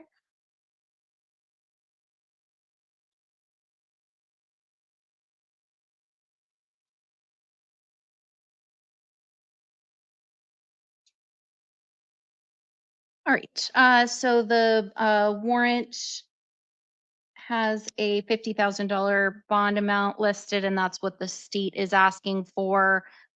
Did defense want to be heard on that? Yes, Judge. And I think this is a warrant argument itself because I think on December 1st of last year, we had this new rule that was enacted by the Supreme Court. It's Rule 2.7, which specifically addresses pre-charged warrants. I don't know if it's in the books anymore, but it's definitely available online. The effective date is December 1st, 2025. So under Rule 2.7, the pre-charged warrants are only valid for 90 days. And that is under 2.7 letter J. So 2.7J says a warrant that is issued pre-charge under the statute expires within 90 days. And this is dated July the 30th, 2025. That's new for me. Ms. Summers? So I am familiar with the rule change. However, what I would point out is in my recollection of the rule is there's no information about essentially retroactivity. So even though this warrant was issued in July of 2025, that's before the rule change. And so I'm not quite sure how we apply that. We'd probably have to have a more analysis about substance and procedure, et cetera. And so I didn't see any guidance in the rule about what to do with warrants that were obtained before December 1st, 2025. So I don't think right now is the proper, well, it may be the proper venue, but I don't know if, in all fairness to all the parties, it's the proper venue in terms of having the opportunity for everybody to brief the issue and for Your Honor, in order to provide Your Honor with further information and analysis. So I'm going to ask that you not dismiss the warrant.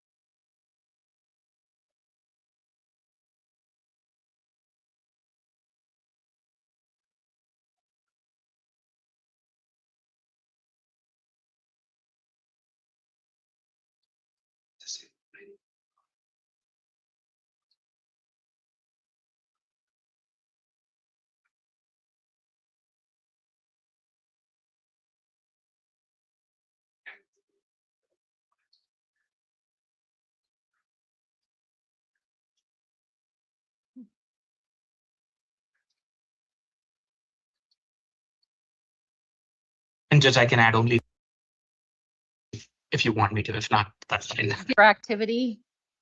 Ms. Summers is absolutely correct, Judge.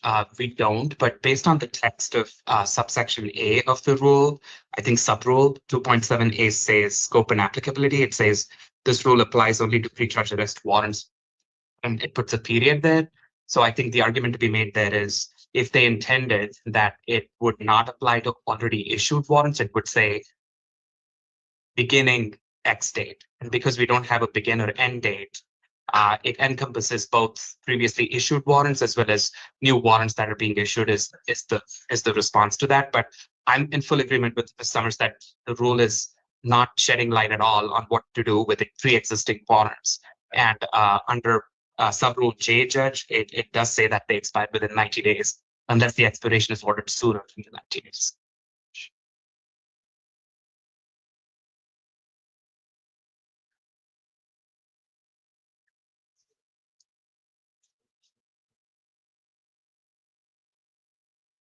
So, Judge, again, if the court's not inclined to dismiss, I would just ask for release. And the other reason why I'm requesting release is because I went through the Justice Court Agave portal and looks like Mr. Rodriguez filed a motion to quash sometime, I believe, in October. And I don't know why a hearing was not set on the motion to quash, but I did see that motion in Justice Court Agave. Okay. All right, I'm going to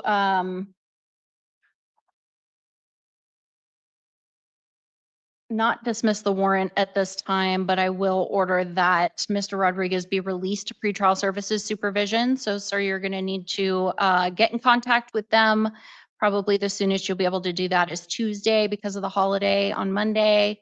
I'm ordering monitoring or treatment as directed by them. I am ordering that you have no contact of any kind with any alleged victims, that you not return to the incident location. I'm ordering that you possess no firearms or weapons.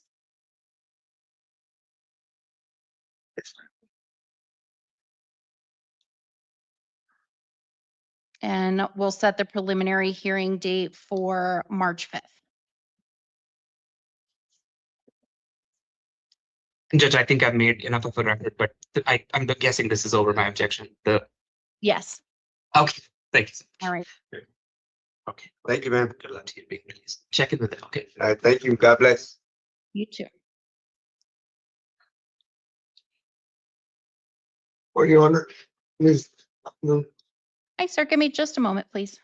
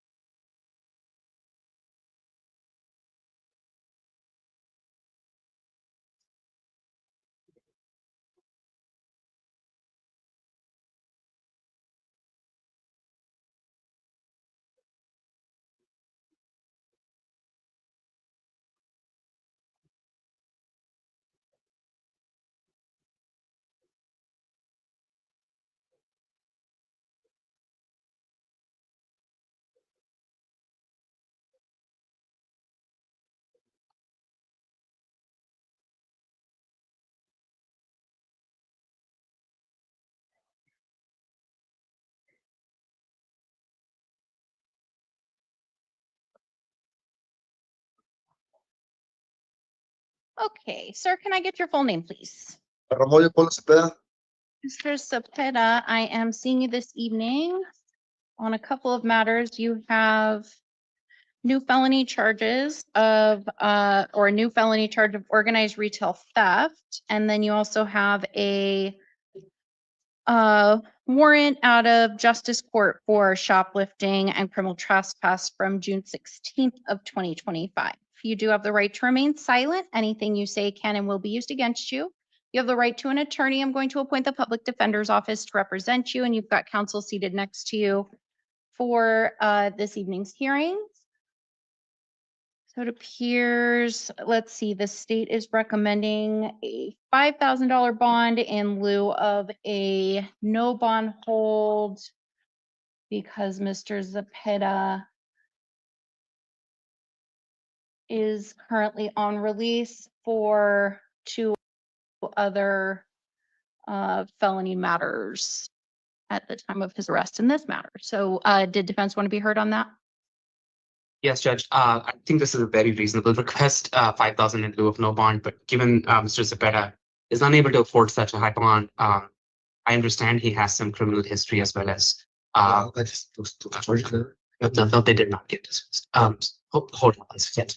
Yeah. So, Judge, we are requesting a $2,500 bond as opposed to a 5,000. Thank you. All right, sorry, I'm going to order on the new felony matter that you be held on a $5,000 bond. That'll be cash or secured, released to pretrial if posted, ordering that you not return to the incident location, monitoring or treatment as directed by pretrial. Preliminary hearing date is scheduled for February 23rd. And then on your justice court warrant, I'm going to order a $250 cash or secured bond. Order that you not return to that incident location. And I will appoint Brent Cicero to represent you in justice court.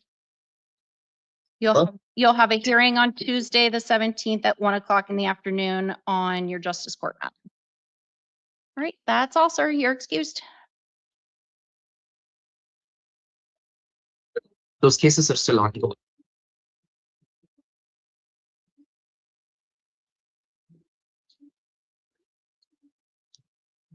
Thanks, everybody. Thank you, Judge. Have a good night. Have a great night. Yeah. Good night. Good night.